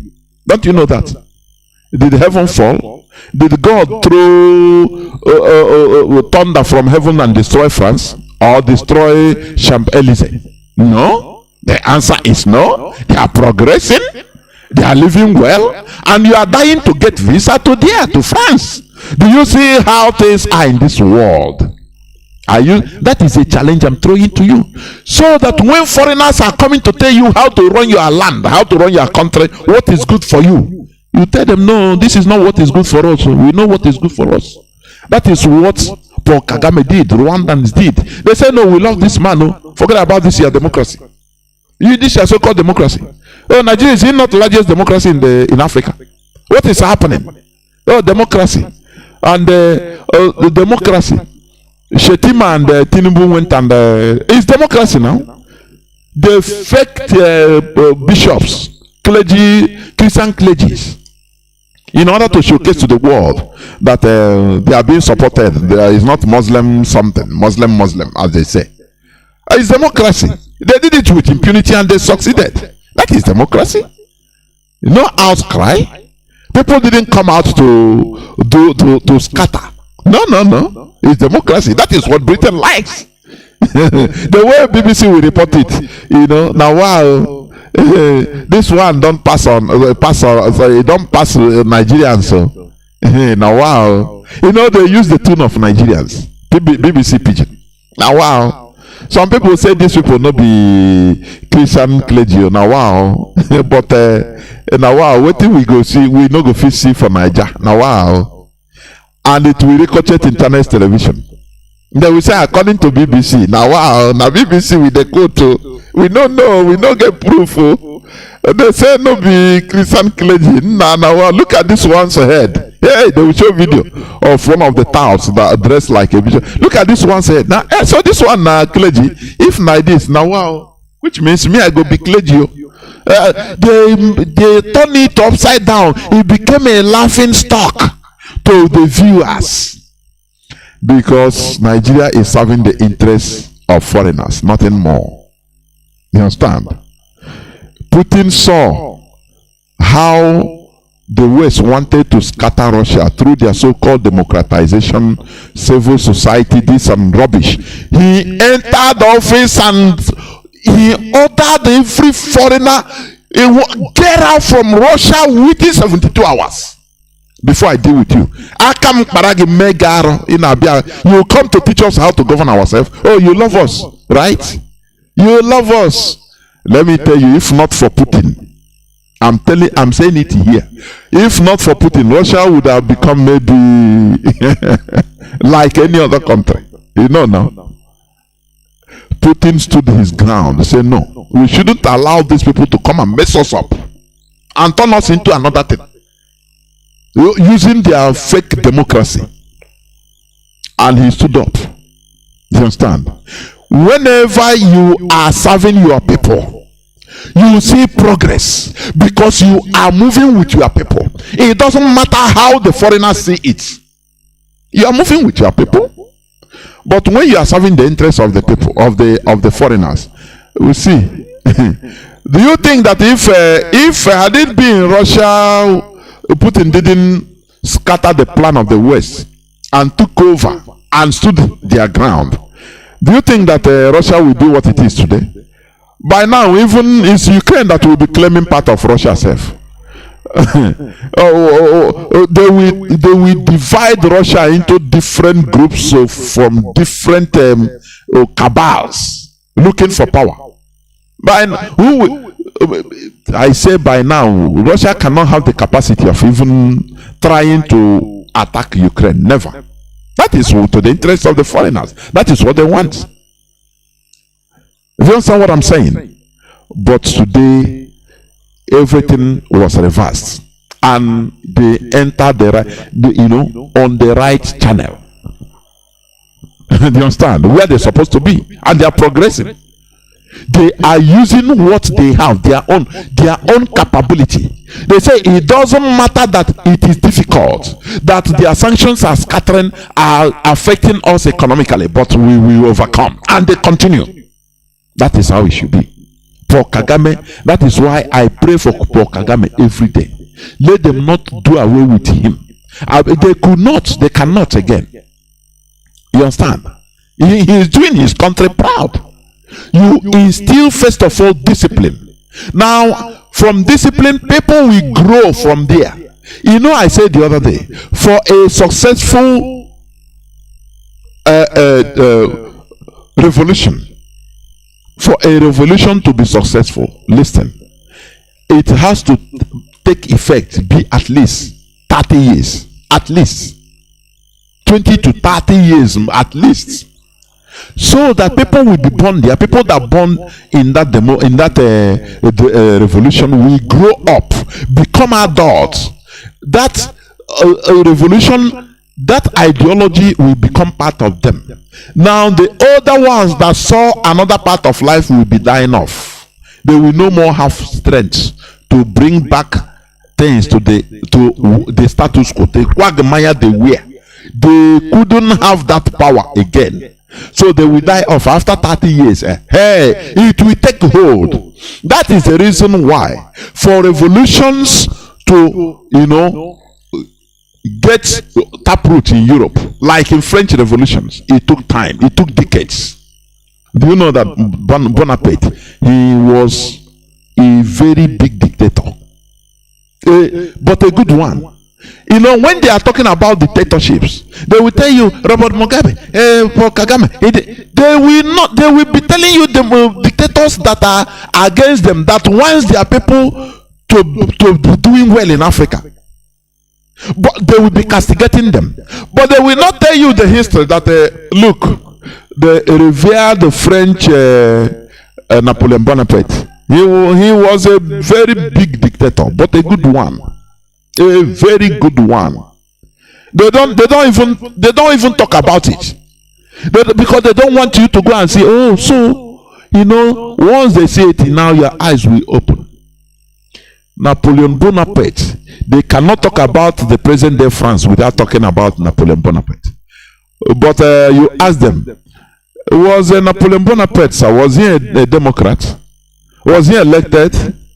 Did he sanction election? The answer is no. He maintained the revolution, and he slaughtered, he massacred French people. in order to install discipline, in order to make people to live the way they instituted. He massacred French people, his own French people, the anti-revolutionists. Do you understand that? But they will not tell you this because you don't study history. Okay, let me continue. What makes countries and nations great is the ability to prioritize and work towards the interests of their own people. The ability to relegate foreign interests to the background. Their interest becomes number one.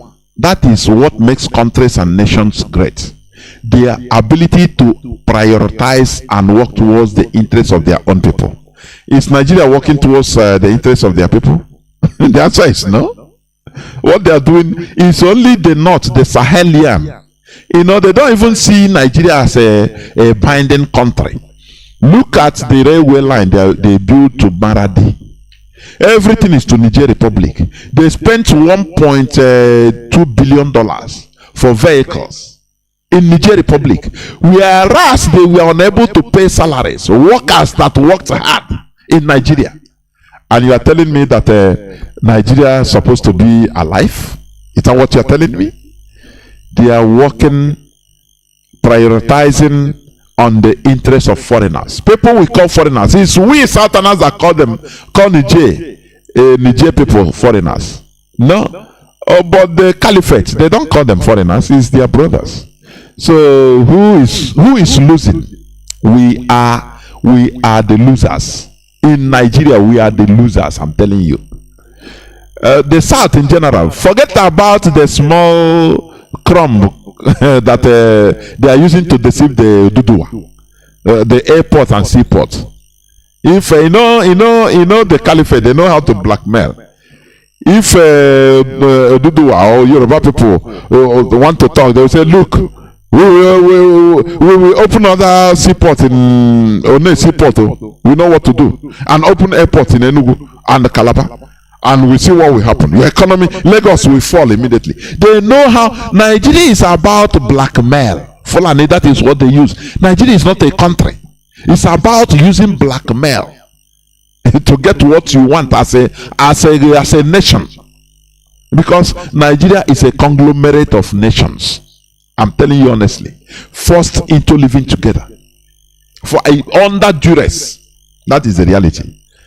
Now, what makes countries and nations great is the ability to prioritize and work towards the interests of their people, the ability to relegate foreign interests to the background. Nonetheless, there are some factors that could lead to countries or nations serving foreign interests instead of serving their people.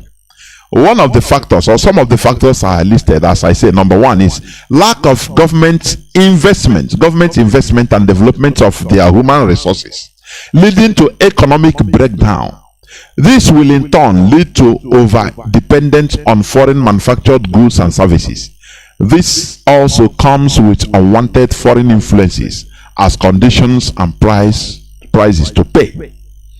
Because when you depend on China to import a toothpick, something as mundane as little as toothpick, and you depend on Europe and China and America for building ordinary road, which Roman Empire built before Christ. They were able to build, paved road before Christ, more than 2,000 years back. Something that you are engineers, local, you cannot invest on your engineers to do. Why? Because the people that know how to do it is Southerners. I have to bring Biafrans now, which is not, you cannot do it. So instead, that money will go to foreigners. Instead, we go to expatriates. After all, Ahmad Bello said it. He said for him, he will never employ Southerners to do certain jobs. Instead, he will look for, first of all, an expatriate like you, a BBC reporter, white like you. He said if he didn't see, he will now try to look for any other person, maybe any other African from Niger or from Chad. If he didn't see, he start considering certain but on contract basis. You understand? Do you see the country you are in? Do you see why everybody is suffering?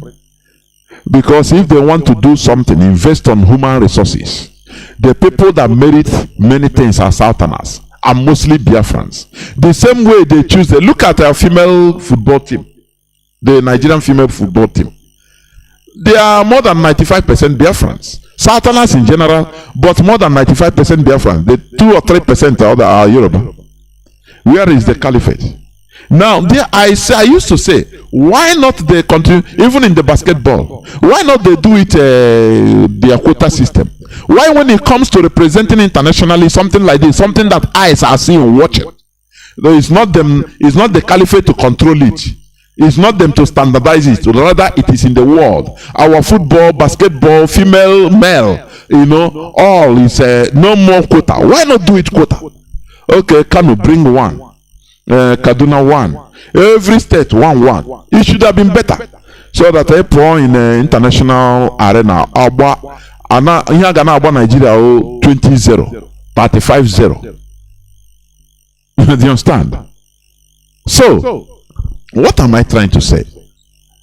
One is, as I said, lack of government investment and development of their human resources, leading to economic breakdown. This will in turn lead to overdependence on foreign manufactured goods and services.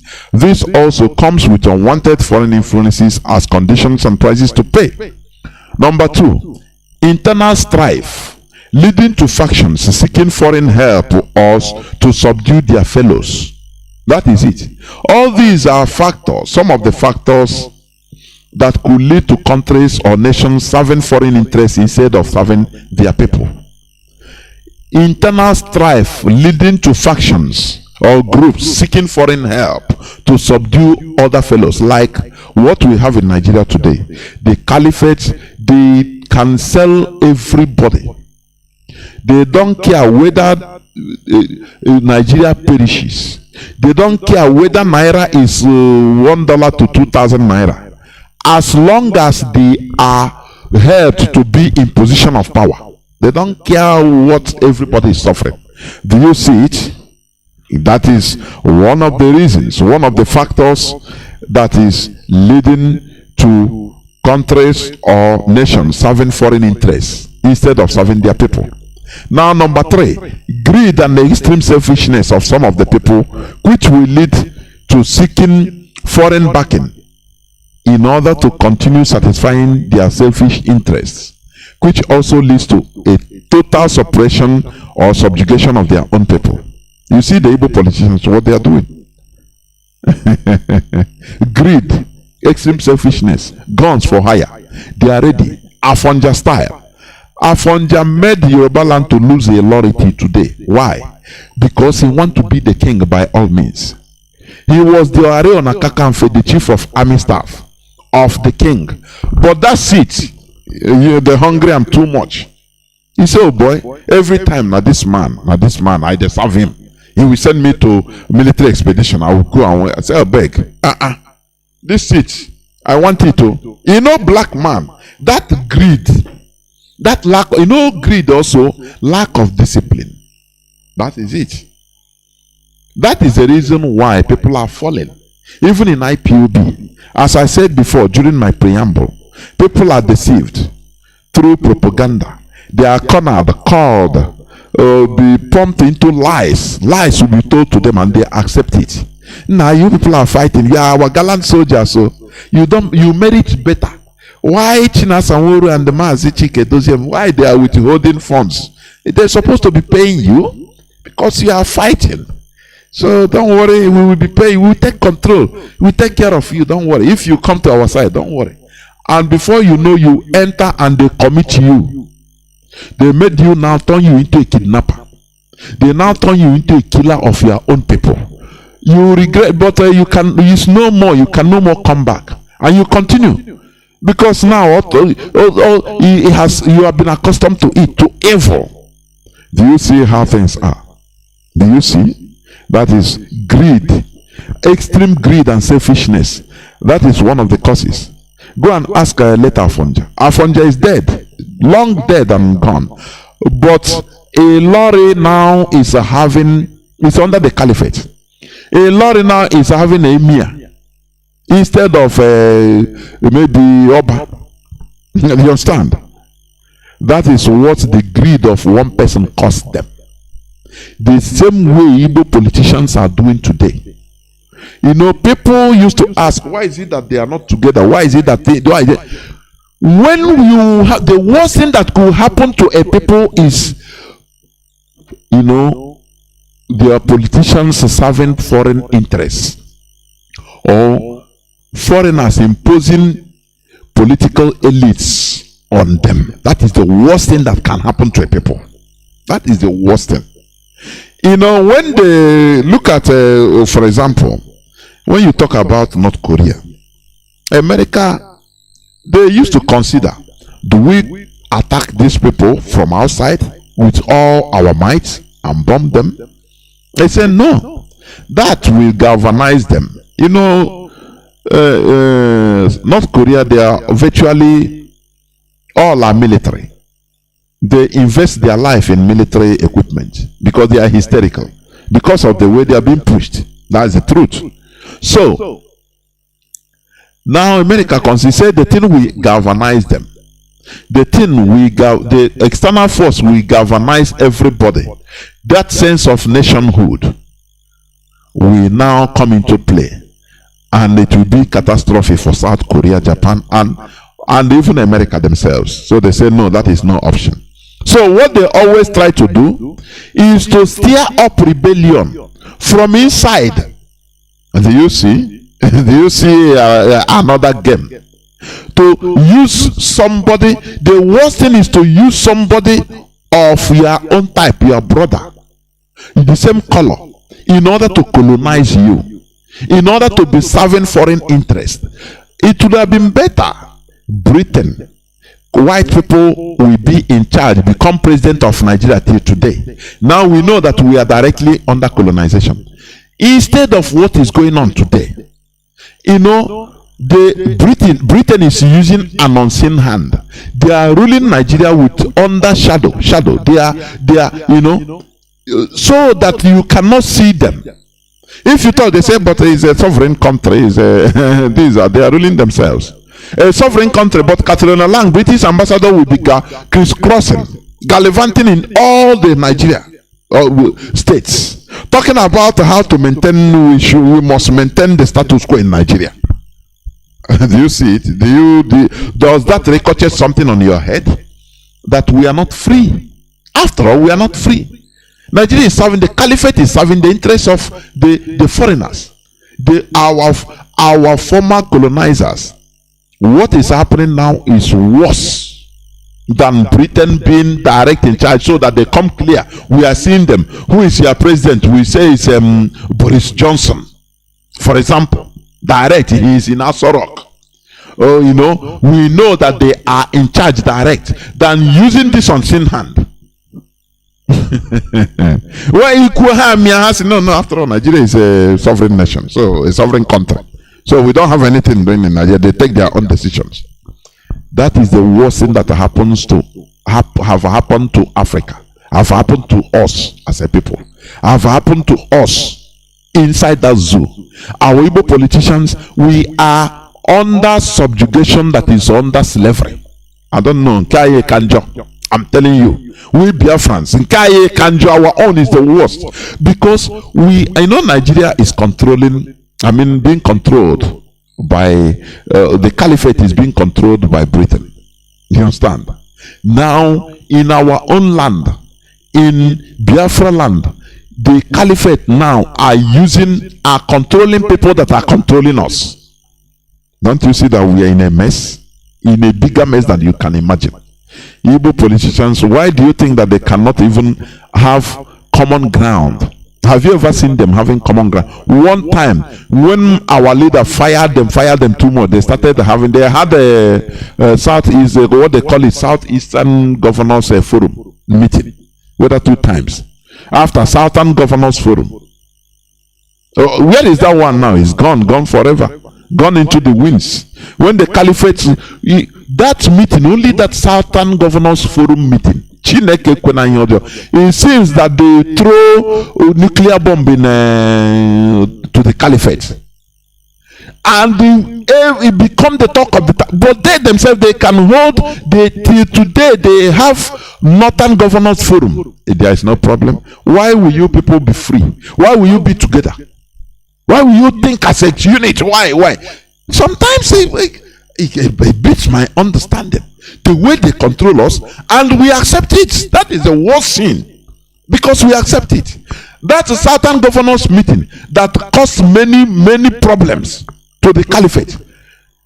I was wondering, I said, is this a nuclear bomb that is being thrown to them? Every day on television is what they talk about. Why should they have a Southern meeting? Why should they have Southern Governors meeting? It became a problem. And you see the Southern primates, monkeys, they stopped it. Why? Because they have been spoken to privately. Each one have their caliphate handler, Alhaji handler. Do you want to continue your political career? He said, yes, sir. Do not attend that meeting again. This is private conversations. I'm not talking about the Igbo politicians. All those ones, they are Ofenkufu. They are, I don't know. I don't know. That is why they can never speak with one voice. How can? Because of foreign influence. Because they are not serving the people. What they are serving is the foreign, the caliphate, not even Britain. They are serving the people that are serving Britain. That is second class slave. You know, a slave that have a slave is the worst thing. He is a slave, but now he have his own slave serving him as a slave, which means I'm telling you honestly, that is the mess we are in. That is why, have you asked yourself, why is it that Igbo politicians, they can never speak with one voice? They don't gather to have meeting to talk about, at least I'm not even talking about Southern in general, Southeast or Eastern distance in general. No way. Because all of them, that is, as they are grooming you to be a big politician by the caliphate, as you go to Sokoto in order to pay allegiance, now they will tell you have to be single. Any day we hear them that you are talking with another governor of your neighboring state, we will finish you. Everybody mind your state too. They make sure they put everybody into singular position. Talk for you so that they become easy praise. Easy, very easy. I say the meeting of the Southern governors, he opened my eyes more wide. I say, the way the caliphate, the way all this Fulani caliphate, they were highly horrified and mad about only meeting, which they themselves, they are proud to be talking every time. We are not an governors forum. Now I think it's been held, chaired by Solomon Lalong, governor of Plateau State. They made sure they present, they present to the people, to the public, that this is not about a tribe or about a religion. They will put Christians there. Make sure that they become conspicuous. That if you are coming, wear your bishop or pastor clothing. You understand? In order to deceive the world. But when other people, the Southerners, when they want to organize themselves, it becomes a problem. Don't you see that there is something going on there? Okay. In African situation today, we are no more directly colonized by the Europeans. Rather, we are under indirect colonization, which is worse than direct colonization. When foreigners are using our own people, same color, same race, in order to suppress and subjugate us to their advantage, it is controlling by proxy or neocolonialism. That is what is happening in our land, even in Biafra land. That is why they will gun down 14 people, 14 young men in our land, in our mama, and the governor will come out and watch camera, look directly in the eyes of people and say that these are hoodlums. It's DSS. He first of all, he says it's DSS, so that as he said DSS, he said, now go Abuja and ask them. Do you see? So what is going on in our land today is a direct, ugly example of foreigners controlling our lives via our own people. Look at how they are using a Bubago as a locally formed security outfit to kill our people. Other people, look at Amoteco. Even I saw today, Amoteco intercepted another lorry load of intruders, marauders with different weapons in trailer or trailers. But Bubago, what is Bubago doing? They are killing our people. Tell me now, they are killing our people, nothing more. Now you now understand why they are formed. It is a caliphate, it is a proxy of the caliphate. In our life, when the Mietiala, now Mietiala don't too much talk again. Election has come. They go down, they go into their share. Do you see how these people are?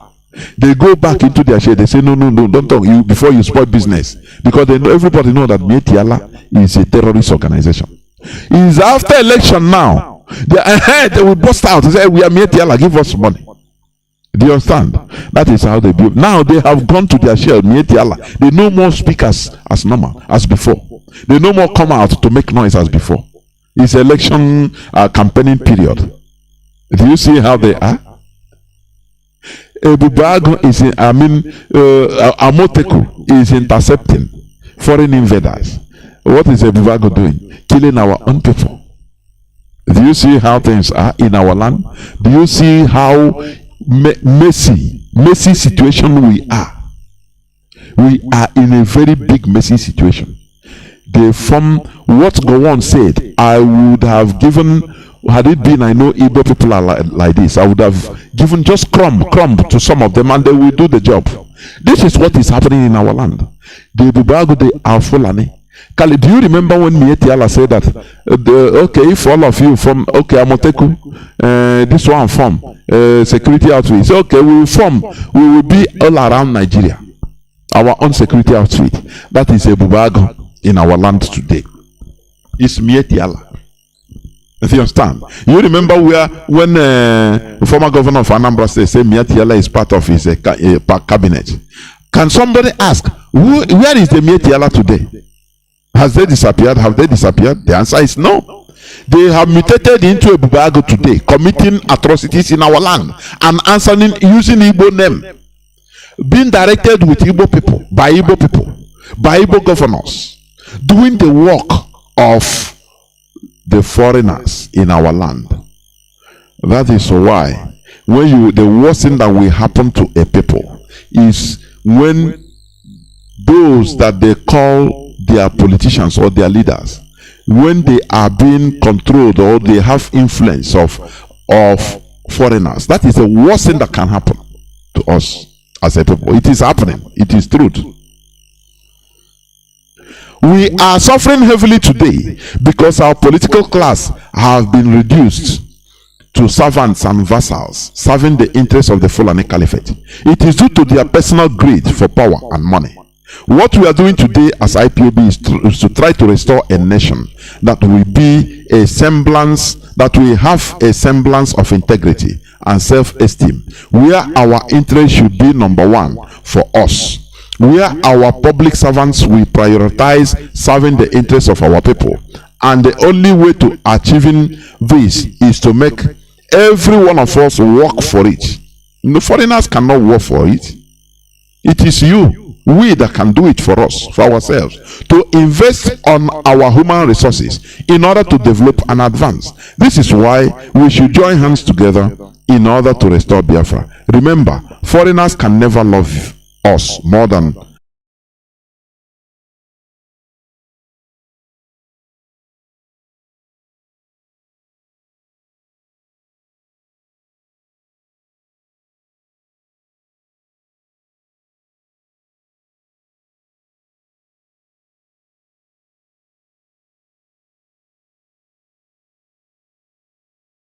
people are breathing carbon monoxide, unsaturated hydrocarbon into their system every day, living in it and developing sicknesses, going to the wrong way, going to religious centers, saying that it's your uncle or your aunt that is killing you. No. Okay, these foreigners that now cause all this mayhem, all this suffering to us, they want us to go to heaven, right? Anytime I talk, I want you to reason. After they close their country with visa, so that they don't want you to come to their country, but they want you to go to heaven.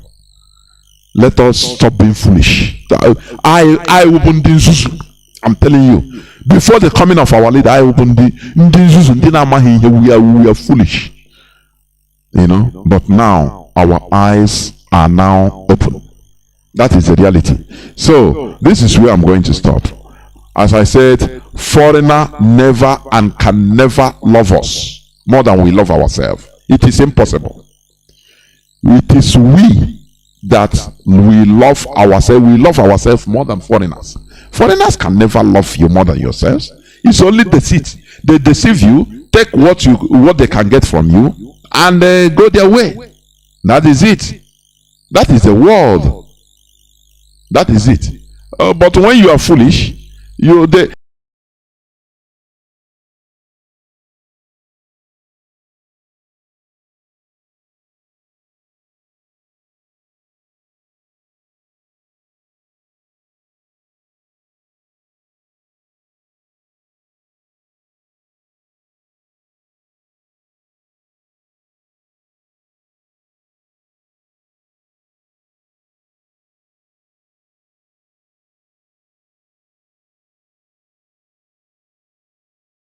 what IPOB is doing.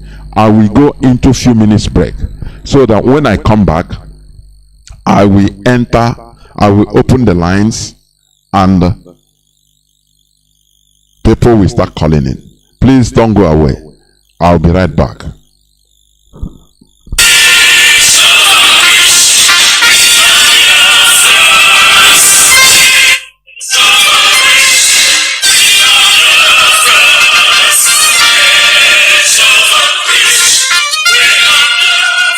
Biafra worldwide phone call campaign alert continues. BBC, a propaganda machine and racist media set up by the Great Britain to oppress the oppressed people of Biafra.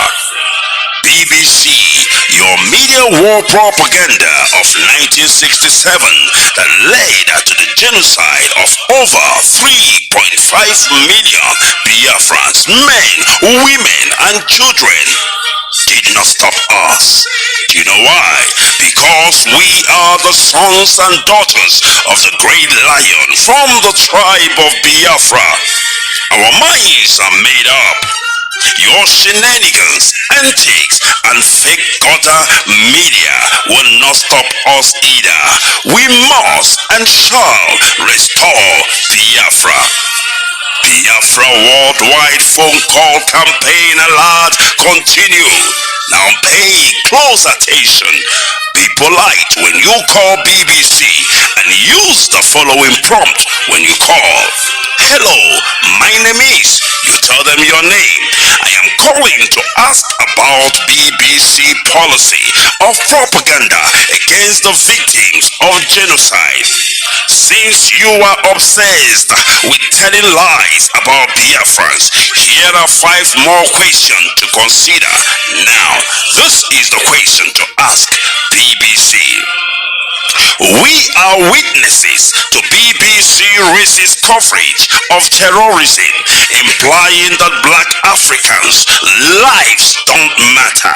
Yet the same BBC rallies the whole world at the slightest terrorist incident in the United Kingdom. Here is the second question. But when it comes to Nigeria, BBC not only hides terrorist killings, but but they slander the victims and survivors of terrorism and genocide. The third one, when will the grand patrons of lies and hypocrisy, the BBC Fake News Network, make a documentary about the daily slaughtering of Nigerians by Fulani terrorists and the government of Nigeria, whom you protect, so that London may plunder Biafrans' resources? The fourth question, is the oil and gas of Biafra the reason that BBC is obsessed and terrified by the agitation for freedom by the victims of 400 years of British colonial thievery and crimes against humanity? And the fifth one, we call on the good people of the world to ask BBC and UK government why it aids and abates the genocide in Nigeria by spreading lies, propaganda, and disinformation against Biafran freedom fighters. BBC, we know that you are United Kingdom government agents of imperialism with no modicum of shame. Take down your wicked fake documentary against the victims of genocide and stop your sadistic meddling in the lives of black Africans. Now pay close attention. This is the time to call BBC. You can call them 9 a.m. to 5 p.m. Biafran time. Date 4th of July to 30th of September 2022. Now grab your pen and paper and pay close attention. You can call BBC switchboard on this number +44 2087 438,000. I repeat, +44 208 743 8000. Or you can tweet at BBC News. You can also call BBC Customer Service +44 3700 100 222. I repeat, +44 3700 100 222. Or you can also tweet at BBC Press. I have not finished. You can also call BBC Studios Limited +44 208 433 2000. I repeat, +44 208 433 2000.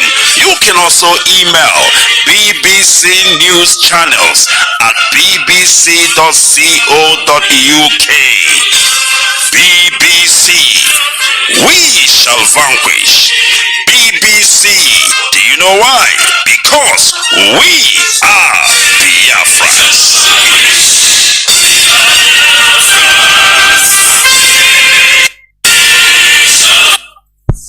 Welcome back. This is Radio Biafra HAUSA-SERVICE coming to you through the auspices of Radio Biafra London.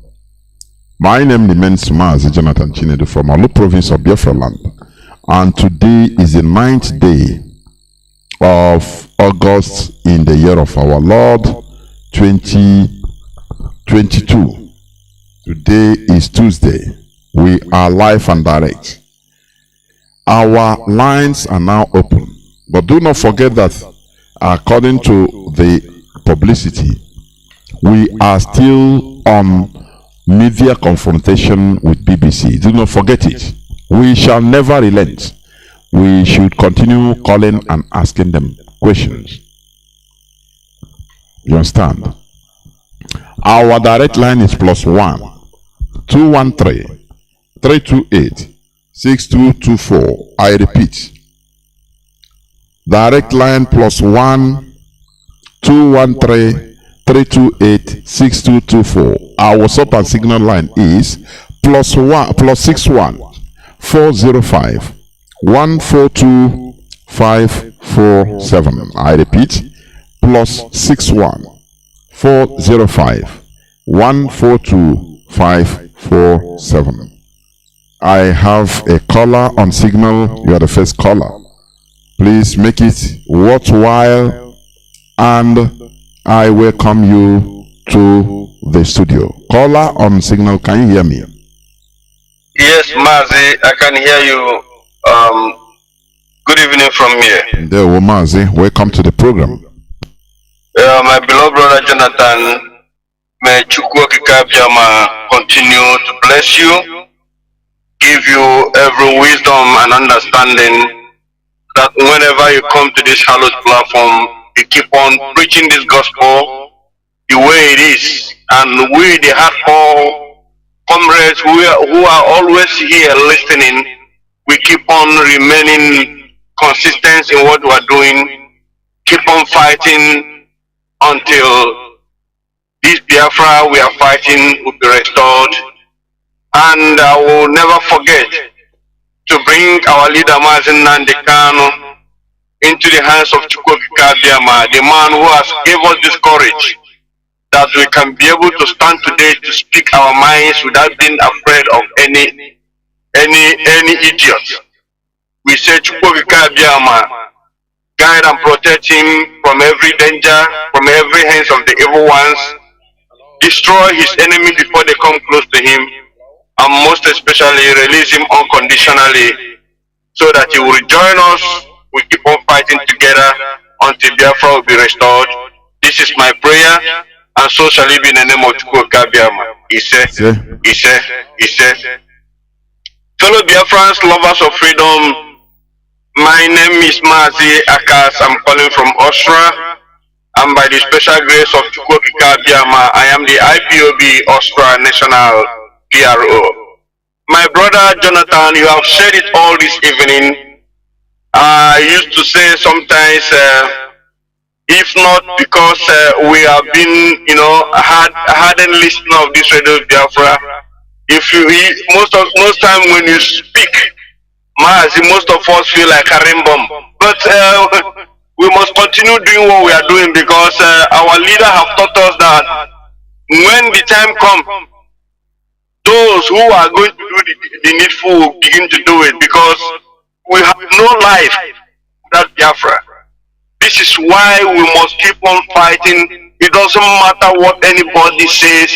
We know that the enemy have found opportunity to infiltrate IPOB, trying to corrupt the minds of our people, causing harm, using a bag infiltrated, full of Boko Haram and Fulani herdsmen. They are killing our people, and most of our Igbo brothers that joined that stupid bag, which our leader Mazi Nnamdi Kanu warned our people. He warned them, never you enter anything called a battle. Don't ever enter into something that you don't know. The same thing our leader warned our people is happening today. They are using this criminal battle to go to the houses of our people, burning the houses, killing our people, and the same our people cannot stand up and ask questions. The so-called Hebrews cannot stand up and ask questions. Was this outfit made to kill us or to defend us? Just like Amateku is intercepting these marauders from Sahel, coming to destroy their land, they are intercepting them with their weapons. Is it not the same thing this battle is supposed to be doing in Igbo land? They were about everything thrown around. Their job is to go into our villages, killing our mothers, killing our brothers and sisters. If not because of these 14 men and women that they gone down and went to wedding or marriage ceremony, how would our people know that? Because they were killing systematically. They will kill you today. Next tomorrow they will kill you.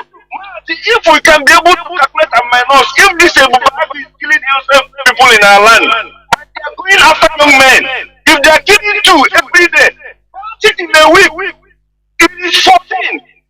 Sit in a month, 14 in 4 weeks. It's over 52.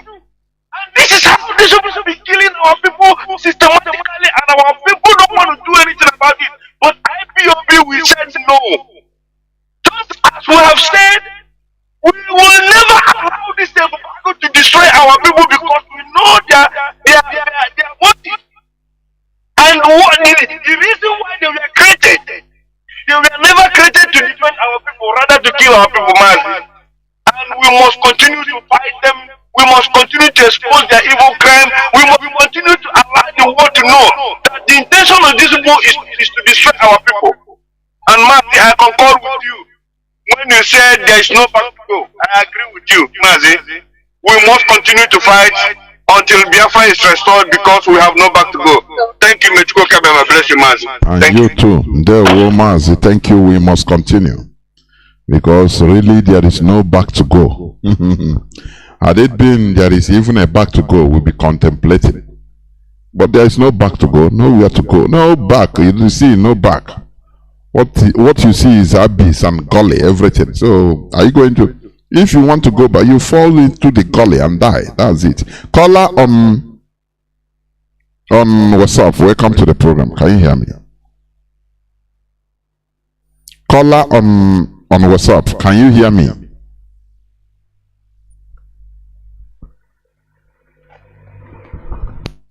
Caller on WhatsApp, are you there? Please, I'm talking to you. Can you hear me?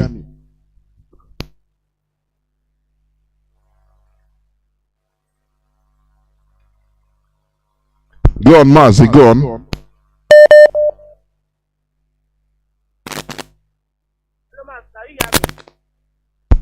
Mazi, are you still there? Can you hear me? Be speaking, please.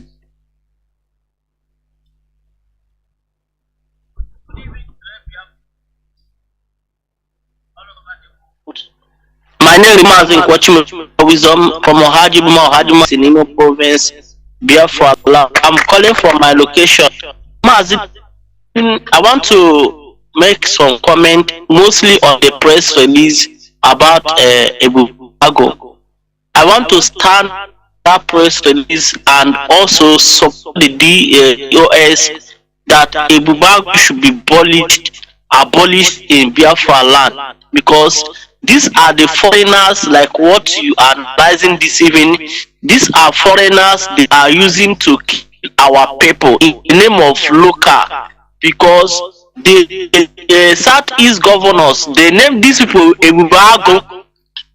Why the people killing us are the Fulanis, they are the Mieti Alas. These are the people killing us in our own land, but they are using them like what Britain are doing.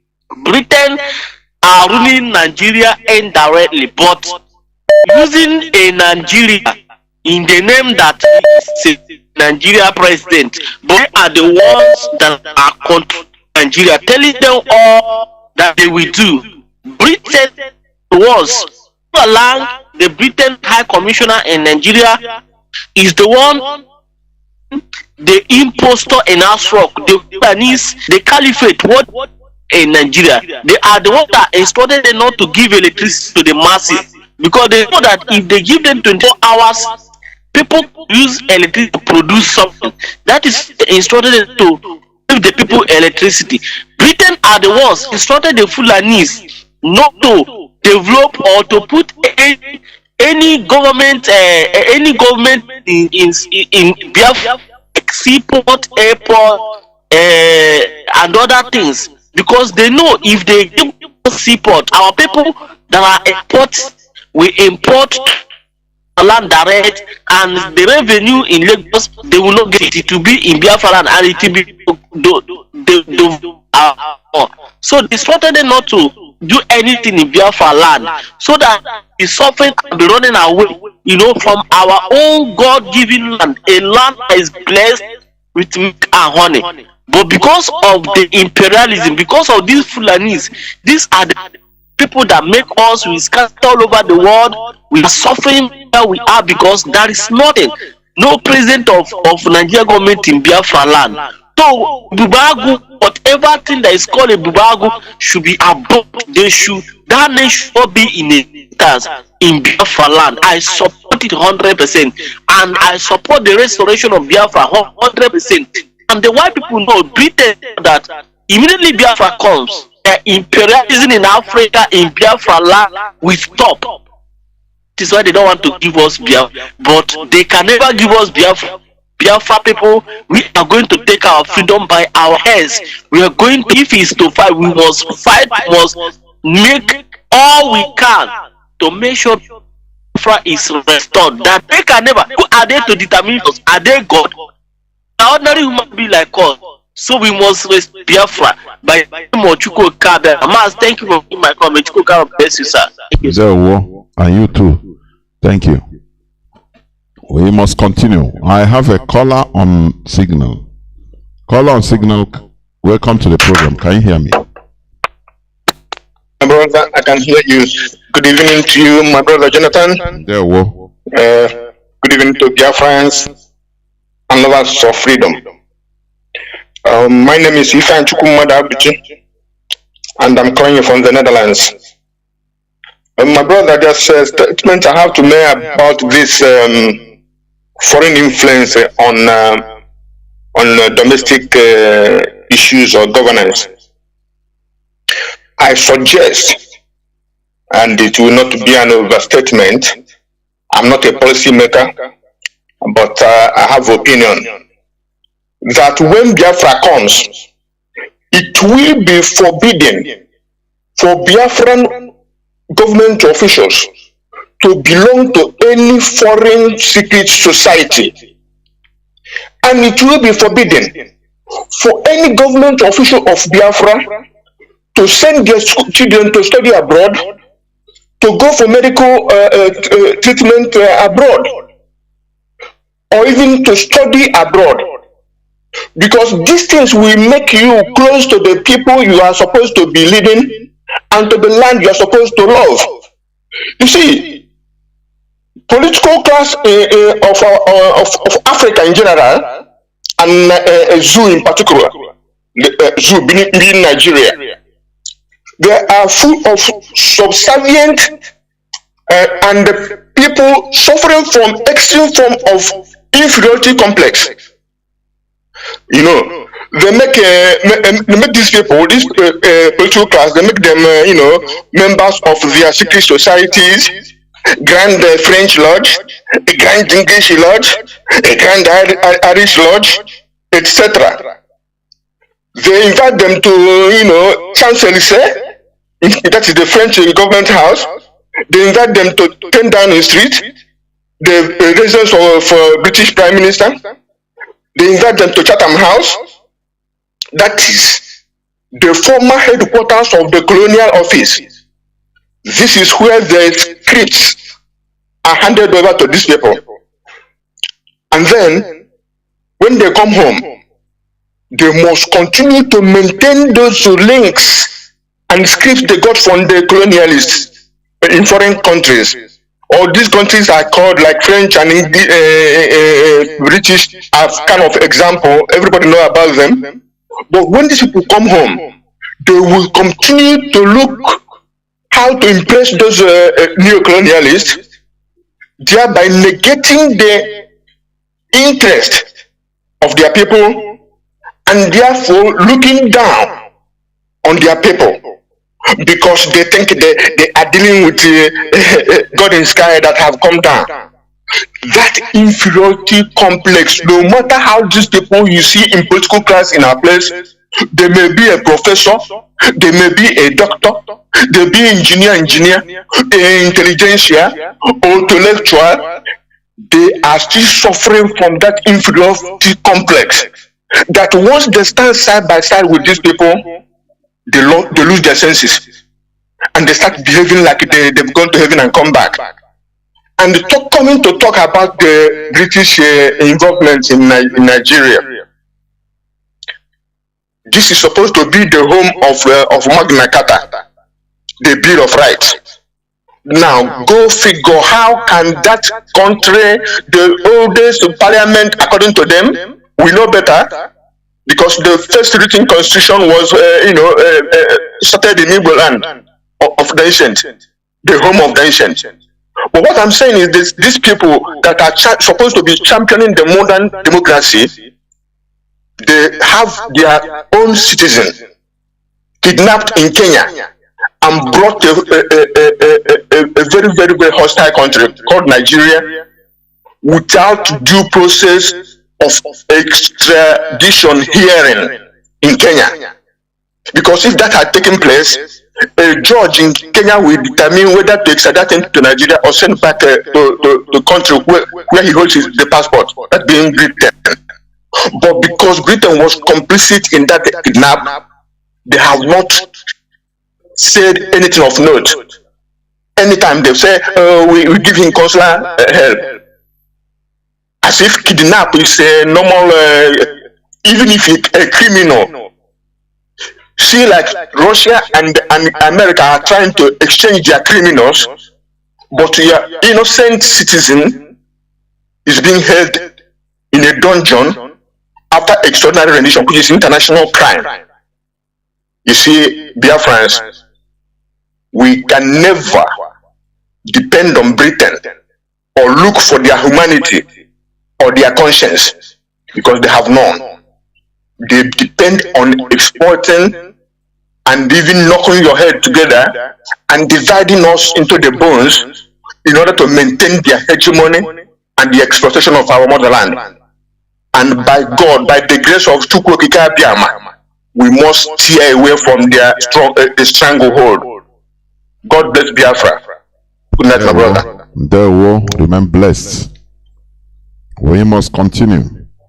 You know, the issue is our people, when they belong to one society or foreign, look at the calls being brought by Oleso Inca. Look at what they are doing.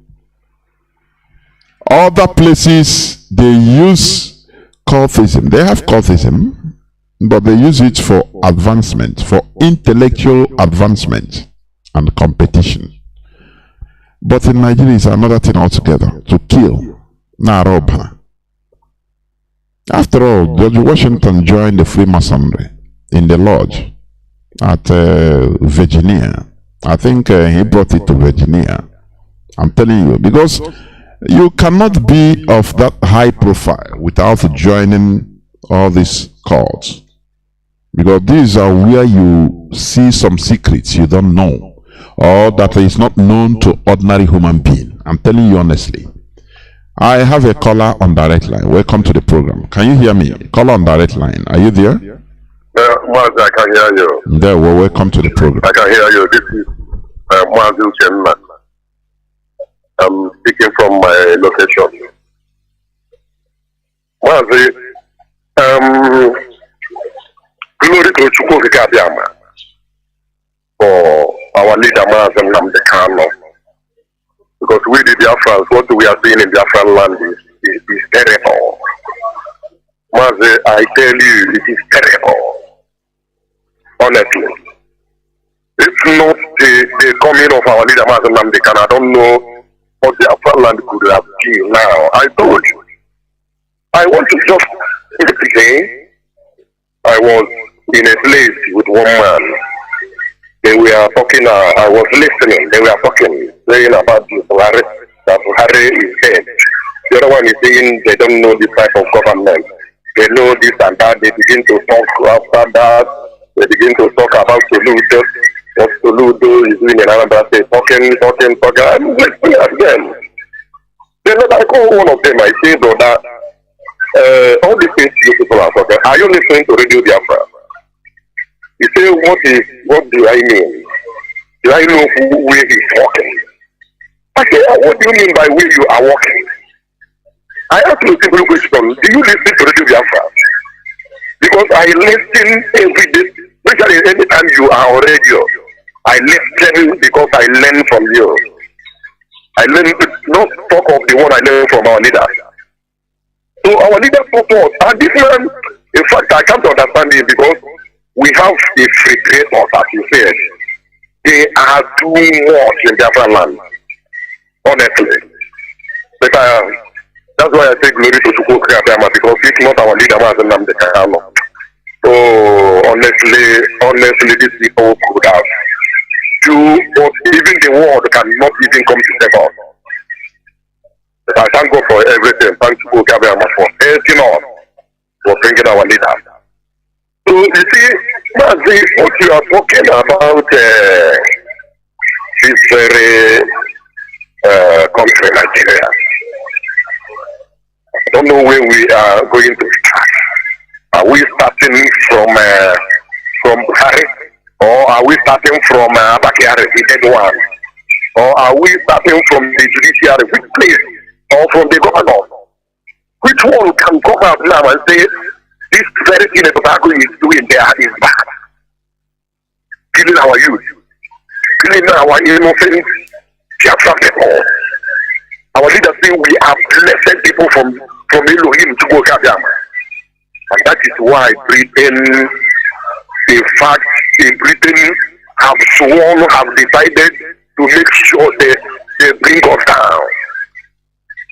But if not to go Kabiama, honestly, I don't know. So, Mazi, you see this is a Tobago matter. This is a Tobago issue. We must, Biafran IPOP must make sure there is nothing like a Tobago in Biafra land again.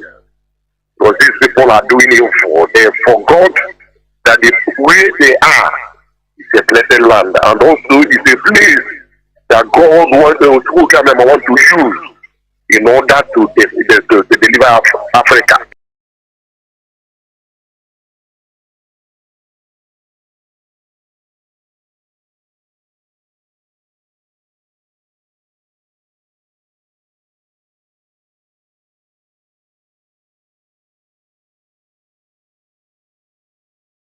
Place that God want to use in order to deliver Africa.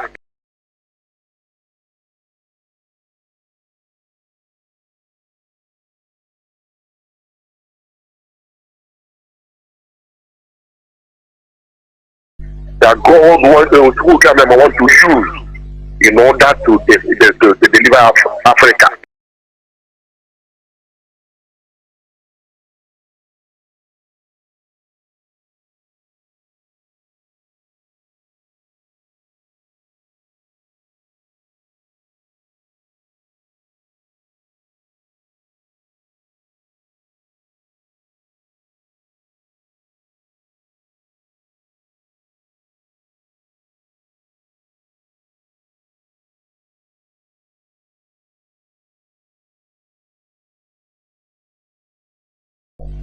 This man, God opened his eyes and showed him many things. And my joy to that our leader is that this man is determined, he's resolute, he stands on his word. He don't want to compromise himself. That is my joy to our leader. And also my joy to all the IPOB, US, all of them, all the volunteers. As you said, I was listening when you were saying that IPOB is a volunteer, something that somebody will volunteer himself to do, not to go and take bribe or begin to talk nonsense on radio or in social media. So, in order to know to take the other people's time, this is Tobago must stop. It must stop. And all these people that are helping to make a Tobago in order to be clean our people, we must search them and find them out. That is what I have to say in this very matter. And I want to also greet our leader, Mazi Nnamdi. It's another man that makes us joy. So I want to greet everybody. Let us continue. To go gather we help us. And Biafra with the thought. That's what I have to say on my own. May God bless all the Biafrans, all the IPOP members, all the hardcore, all of us, the more powerful, all of them. May God bless all of us. In the name of Chukwu Kabia, my friend. He said. The woman say. The war. Remain blessed. We must continue. I have a caller on WhatsApp. Caller on WhatsApp. Can you hear me? Caller on WhatsApp, can you hear me, please? Caller on WhatsApp, the platform is yours for the third time. Can you hear me? Yeah, good evening, Mazi Jonathan. Good evening. Oh, Mazi. Please, I'm calling. The one thing I know is that this. Please, can you hear me? The whole world is hearing you. Please go on. Hello? Go on, Mazi. Go on, Mazi. The whole world is hearing you. Okay. Sorry. What I am saying is that whatever that happens, even this time, I believe that it will end between us and Britain, because Britain, they have been holding us and doing everything to see that they deprive us our freedom. But one thing I believe strongly is that it will end this time around. And again, is that our leader, I was listening to him when he was in Canada yesterday. They replay his broadcast. He said everything after saying there's one word he said there. He said that nobody will stop Biafra except me and you. So in other words, we have to play our game. We have to play our own role, each and every one of us. Now the DOS, they have made an announcement that they wanted ESM to control everything concerning Ebubag, that they will not kill our people again. But I'm also telling our people that everybody have to be on board, because what we need is to free our land. Nobody will free you. Nobody will free me. I must free myself. You must free yourself. We must come together to see that we free ourselves. That is the one thing I know. And again is that what you said about Africa and how to liberate Africa, what the Tamon Sankara did and all these things. I see that one of the problems we have is ourselves. And the one thing that kills us most is that we don't know history, we don't know who we are. All of us, we have to be on board this time around. Please, I want to make an announcement. I'm calling from Roma, Italy. I want to make an announcement. We are having a meeting every second Sunday of the month. In every second Sunday by 1 o'clock. Having the meeting, we have where there is African shop there, where bus 70 is parking. So if you are missing road, I say therefore, if you are coming to the meeting, you are missing road, you can call this number 351-1133-004. The second one 351-01-25-761. This is our number. You can call it. If you are missing road, you can come and meet us. We need to free ourselves, because even where we are is not more comfortable to us. This is not life here. Thank you, and God bless you for what you are doing for our motherland. Thank you, and remain blessed. God bless Biafra. They will all help Biafra. Remain blessed too. We must continue. What we are doing is to refine our way of thinking. That is number one. You know, our leader started, had it been our leader didn't start with teachings, with making sure that, you know, we change the way we reason, it would have been more difficult, I'm telling you. So, for those of us that continue imbibing on the teaching, for those of us that have been pregnanted on these teachings of enlightenment, we must continue upholding it, because we are trying to restore a country, not a country of you know, lower Homo sapiens as Nigeria is. Because had it been that Nigeria is not a mess that it is today, we wouldn't have been clamoring to restore Biafra. No. Had it been Nigeria is being run the way it should be, you know, we wouldn't be clamoring. But there is no way a foreign amalgamate, a foreign racial construct could be able to, could be run as a normal country. It is impossible because there are people that created it. Britain created Nigeria. If Nigeria is run in a normal way, Nigeria develops. Now Britain, the creator, have lost. The same way they lost in India. India is able to develop. I said it the other day, because India restructured themselves, went back to their old self, who they were before Britain came. And that is why they are developing. Caller on WhatsApp, can you hear me? Welcome to the program.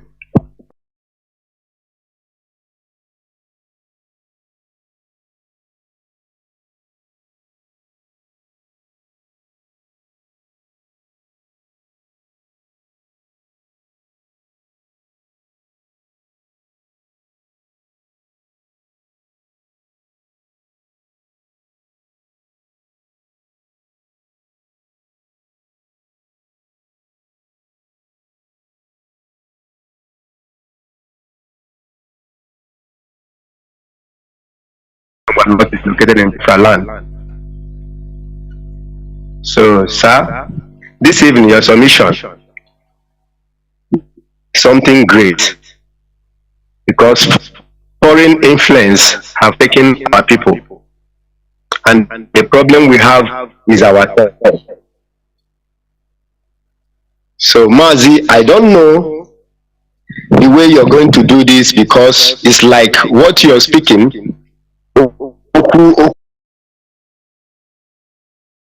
People, and the problem we have is ourselves. So, Mazi, I don't know the way you're going to do this, because it's like what you're speaking.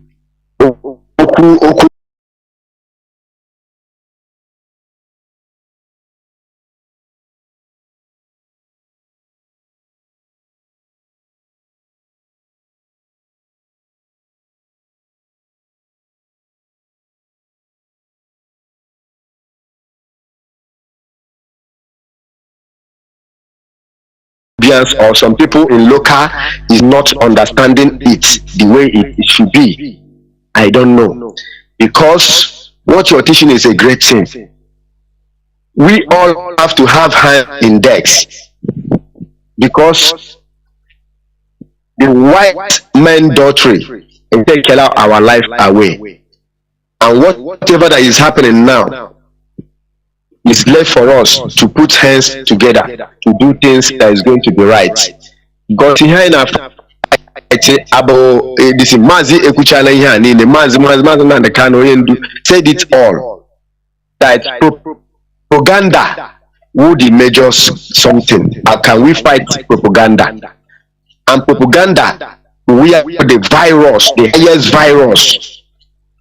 If we can defeat propaganda, that means there's nothing on this earth that we cannot defeat. You have put so many many countries in the got free propaganda, and it's like our people may understand what you really mean by that propaganda. Propaganda means so many things, and propaganda is higher virus, and that is what India use right now. All they use right propaganda. Because agwagị na nwanne gị no mere otu a na no mego otu a, why na onye ahụ emego otu a gị no na-ewe ikpete and then we can use nwanne gị na-agba okwu ahụ na nne onye isi no mere go no bigo ego no na-eme enjoy no na-aṅụ tii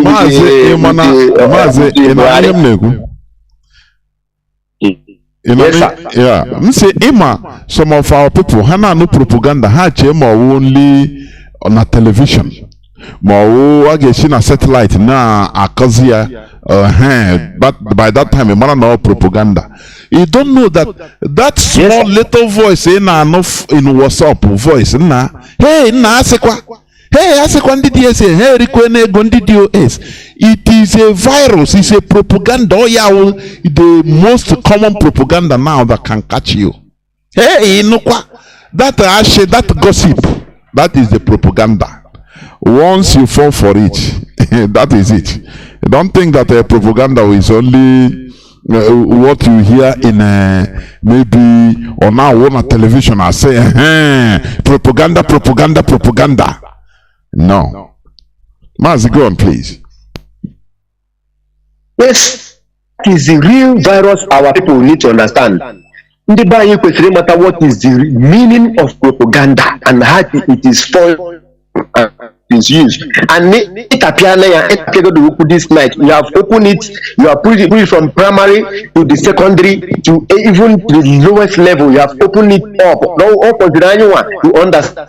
And we that is listening to understand what is propaganda is all about. They even use it in a Biafran war against Ojukwu, against Biafrans. They even use it against the Riverine area, our brothers in the Riverine area, our brothers from Riverine, from Cross River, Akwa Ibom to River State to other Riverine area, Calabari or those people. They use it against them, wearing Biafran uniform, killing them. Our enemy, killing them, then tagging it that is Biafran soldiers, their own brothers that is killing them. You know, this is only more. That is what it means. But our people refuse to understand even what happened to us before, even up till now, that is still happening in us. Propaganda is the higher virus that is inside you.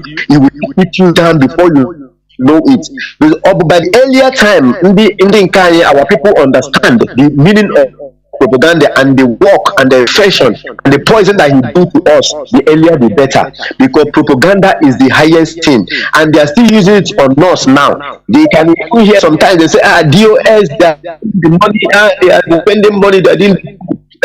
Our brothers in the forest, they will start having them. Our brothers in the forest, they will start having them, and they may enjoy. Even Mazi Chike is in his bed now drinking tea, lying down with his wife. Why you in the forest? Rain is beating you, just like as you said. And it's true, he poisons people, and that is the highest virus that eats and everyone's heart, that destroy organization, that destroy a nation. So by the time we people all realize,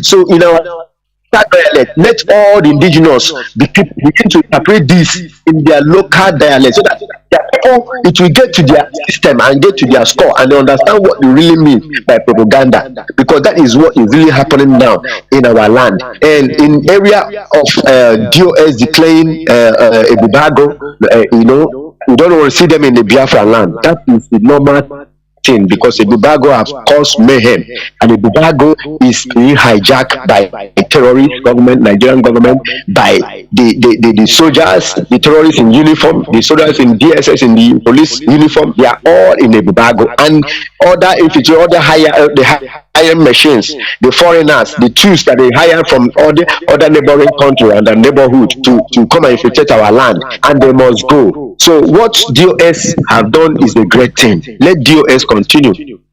Let ESM be match to match. Let them take them on, so that we know after because Mazi said that this battle is going to be between us with Sabo. We have to cleanse our home.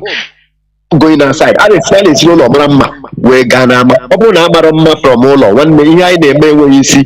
So I get clean our house. We have to keep our house in order, so that other people now to do. Because you always say that today, that even when they impart diplomacy into you or law into you, you have to respect the law of the land, even for you to throw a pure water. There's a time, Mazi, I'm going to Akwa Ibom. You know, I am from Abia State, and I dwell from the west, Abia. So I get to the road. No matter how local I am, but the little lighting and from my family that I've gotten, and the little wisdom that God has given to me, I go to Akwa Ibom. I saw the massive work that the governor did then in that place and environment. I couldn't drink pure water that I have in my hand, the nylon pure water, even inside the bus, inside the truck where I am. I cannot throw it out of the window the way that we do in the west or in the Lagos or in anywhere, but the way we do in the east or somewhere else. I can't do it, Mazi. That is what they call when something is imparted to you. You know, you get to you. You cannot misbehave. So I can trade out what I say. How can this environment? The gutter is so neat, the road is so neat. I didn't see pure water line. I didn't see dirty. How can I throw this in and I drink out now? Even bottled water, I cannot throw it out. I keep it inside the truck where I am. So we keep moving, and that is it. They have to be imparted to you, and it's here, and it's law. So when the law is working, the people will know about it. And you will not misrise, you will not be misbehaving, you will keep everything right. So Mazi Biko, that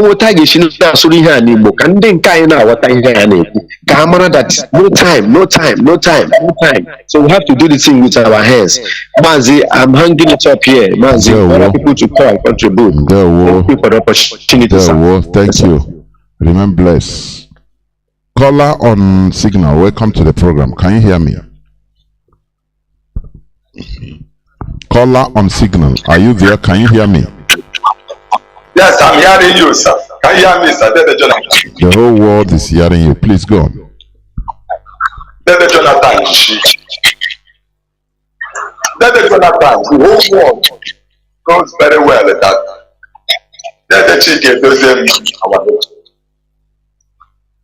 There's no need of, if you listen to propaganda, you are a shared-minded human being. You are not a Biafran, and you are not an IPO.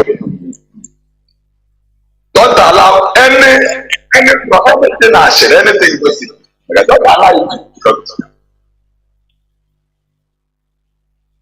The Kanu said, he said Biafra will not rest. That is no one.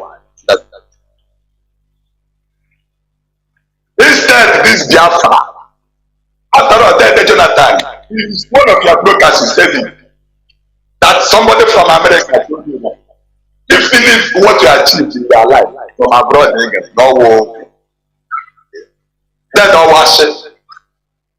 I don't tell her that's who they can do whatever they like with you. Then the ticket doesn't piss out. And I will let that say. Any case, any matter you brought to the people of the church, they tell you what will happen, and you refuse. That he will see you as we are not joking here. And then Jonathan, he said, the leadership of IPO are pronouncing, we don't want people back in our land. They are killing us. Our leader brought the essence to secure our land and our life, and all these governors went and done that. Dede Jonathan, anywhere you are, you must have the same heart with our leader, the heart of their life. Jonathan, Jesus Christ. It's what God want us to follow. That is why we are going to every human being on this earth that will make you die. Nonsense. Dede Jonathan. Dede Chike to them. Yeah, Dede Jonathan they fool. In someone's government. Biafrans to use second advantage chapter 4. Jerusalem under the influence of Syria. See, Mazi Nnamdi Kanu spoke down. Just defense staying in that Asha. And he said our leader unconditional remains. That is the job I'm doing. They are playing the due process. They know which United Nations gave in the whole world, self-determination. But we are not we must under more. But if the option of their finance to the president and also fight the violence, that is the thing that will be the same. I want to shake it. I think governor, when they give them the violence to bring our leader out. Because they are the ones that they keep back.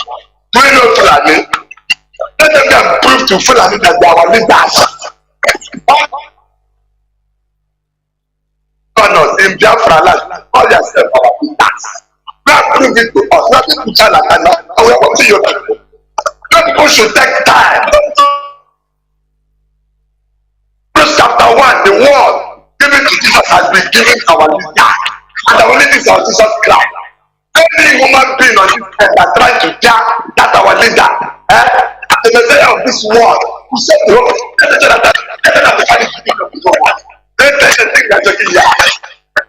now that's why that other people you want to come and say we did them after that you leave. I will not the point. I can see like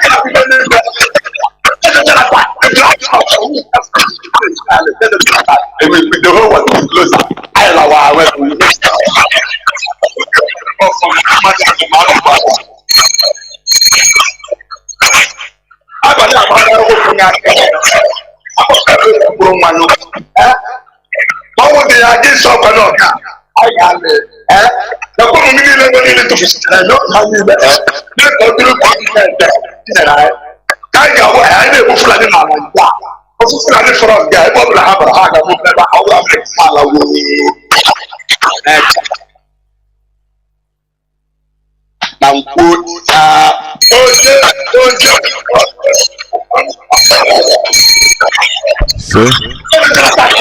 There we almost Biafra. Thank you very much.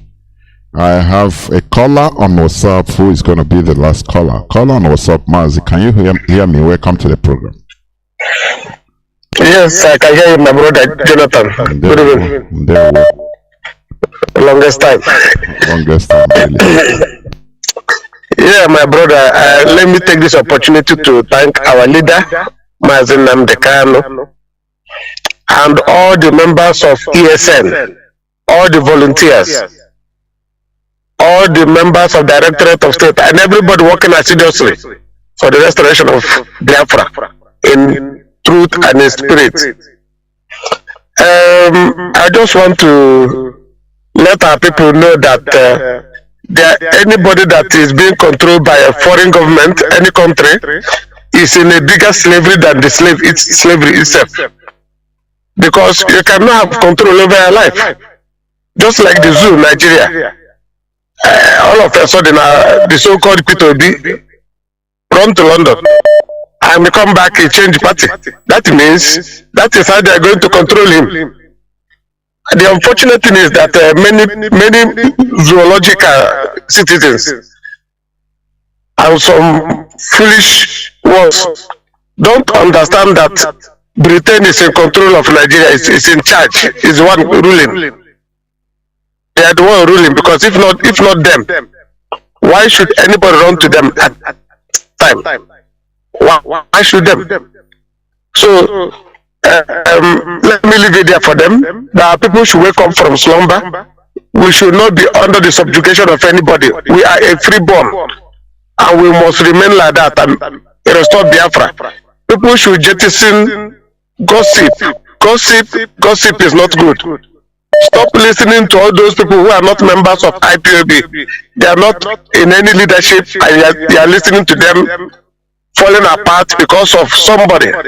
Can you imagine somebody went and released a meeting we are holding in United Kingdom, general meeting, to the Ekperima in Finland, and he is using it to make program?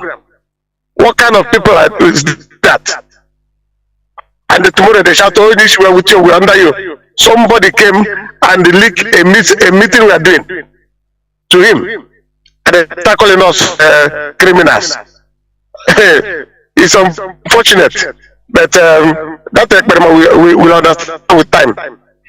Now, the Ebubago, I love what our leadership is doing. Ebubago must disappear. Ebubago must disappear by fire, by force. By fire, by force. We cannot be pretending we don't know what is going on. It is the Fulani and the Igbo politicians. They are the one killing our people. People will just sit down and be asking, Mazi, can you believe that I went to somewhere?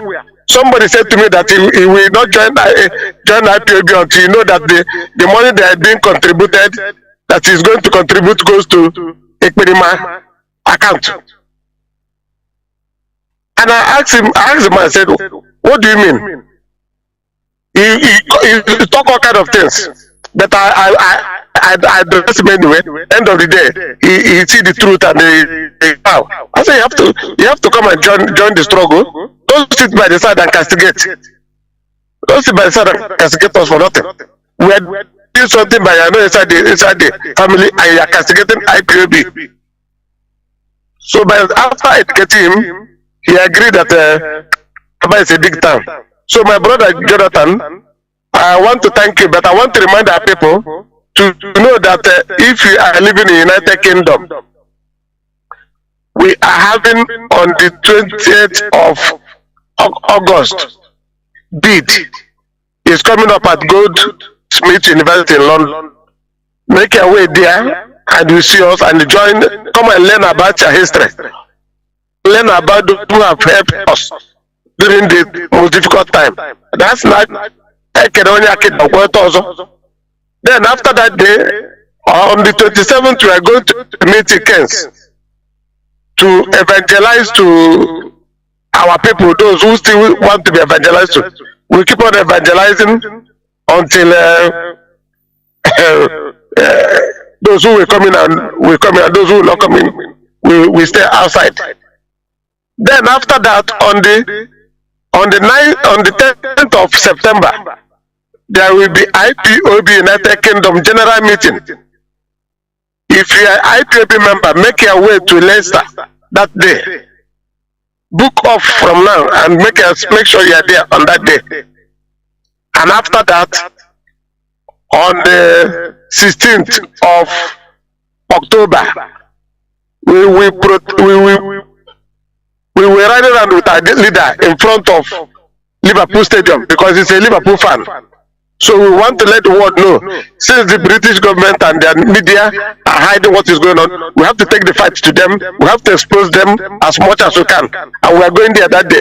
So if you know you love Nnamdi Kanu, you are on top of him, you are behind him, you are under him, make your way to Anfield Stadium, Liverpool, on that day, on the 16th of my brother, all my Biafra, thank you for the work you are doing, listening.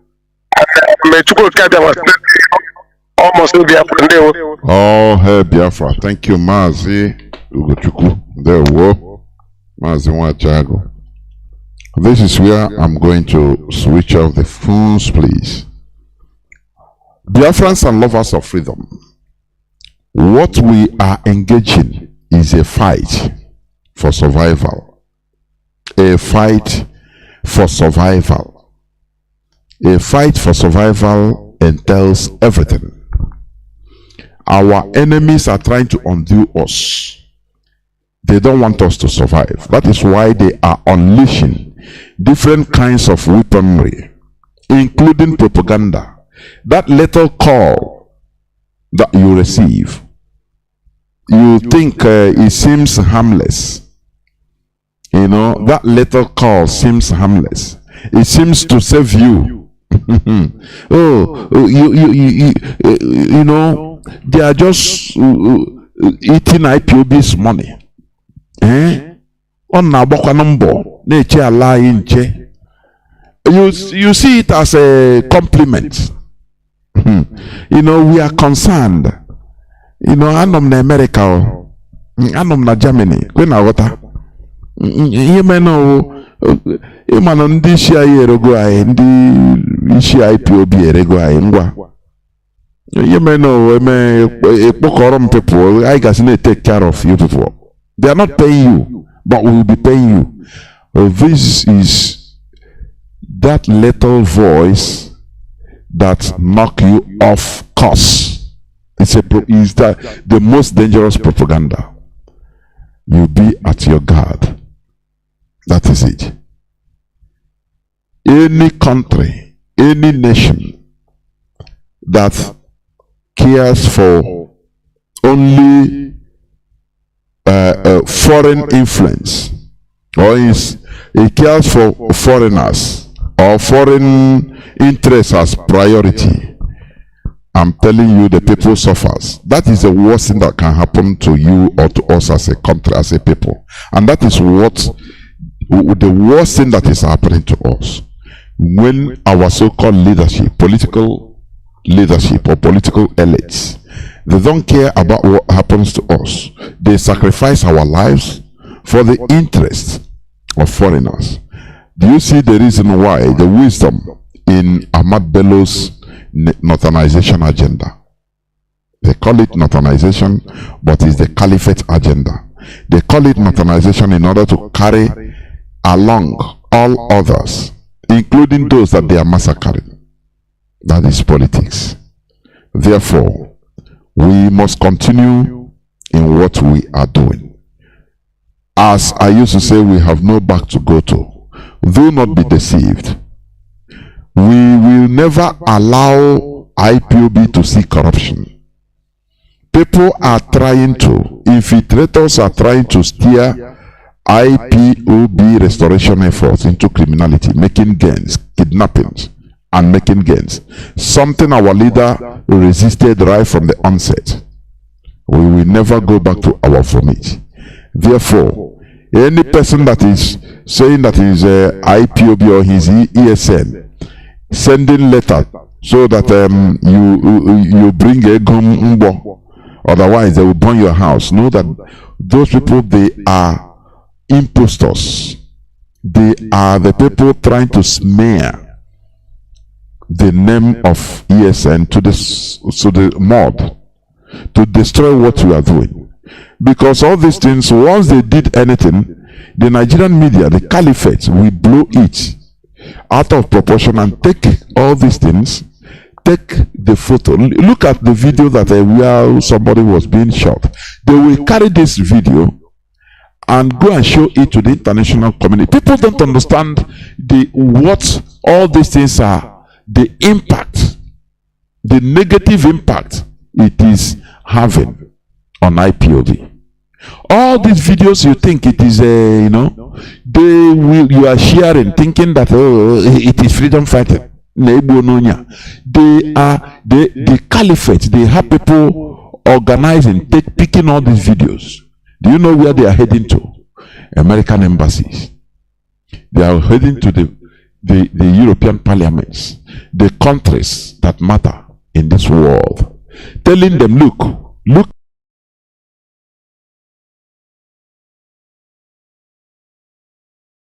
Know where they are heading to? American embassies. They are heading to the European parliaments, the countries that matter in this world, telling them, look.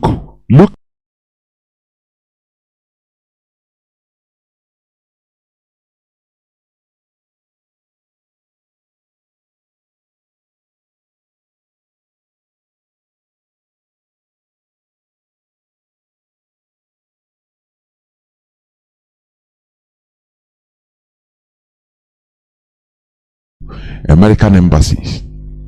They are heading to the European parliaments, the countries that matter in this world, telling them, look.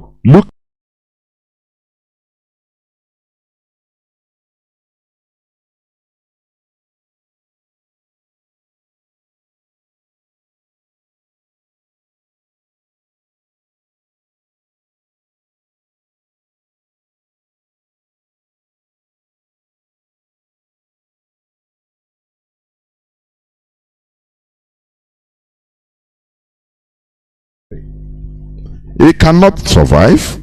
That is a reality. That prey is swallowing. It is painful to eat. You understand? It is not something that is so it is painful to the prey. Do you understand? So that is why, if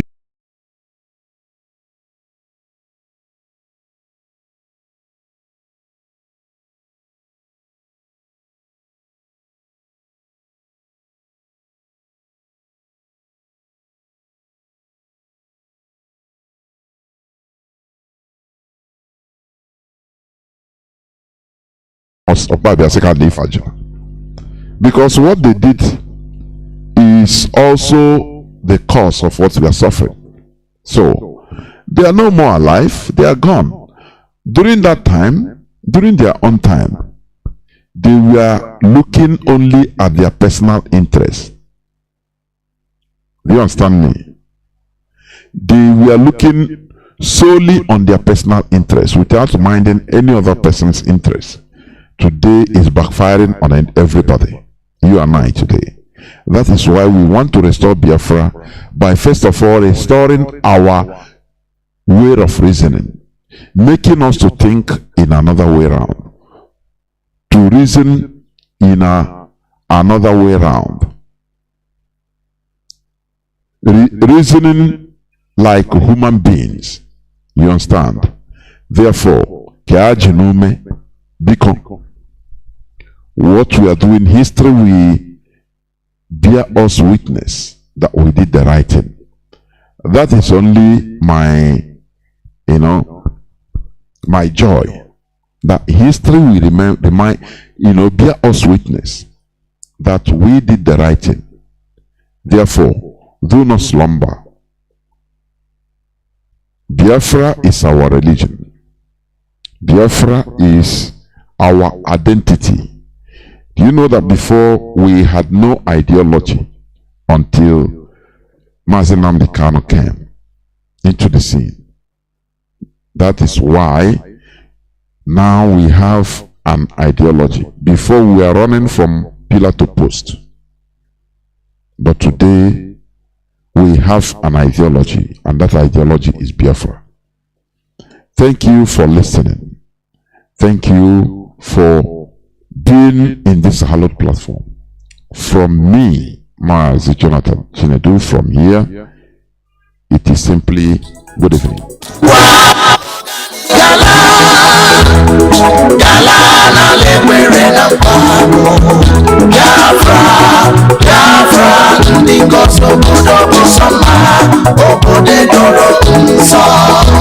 The land of the rising sun is a home of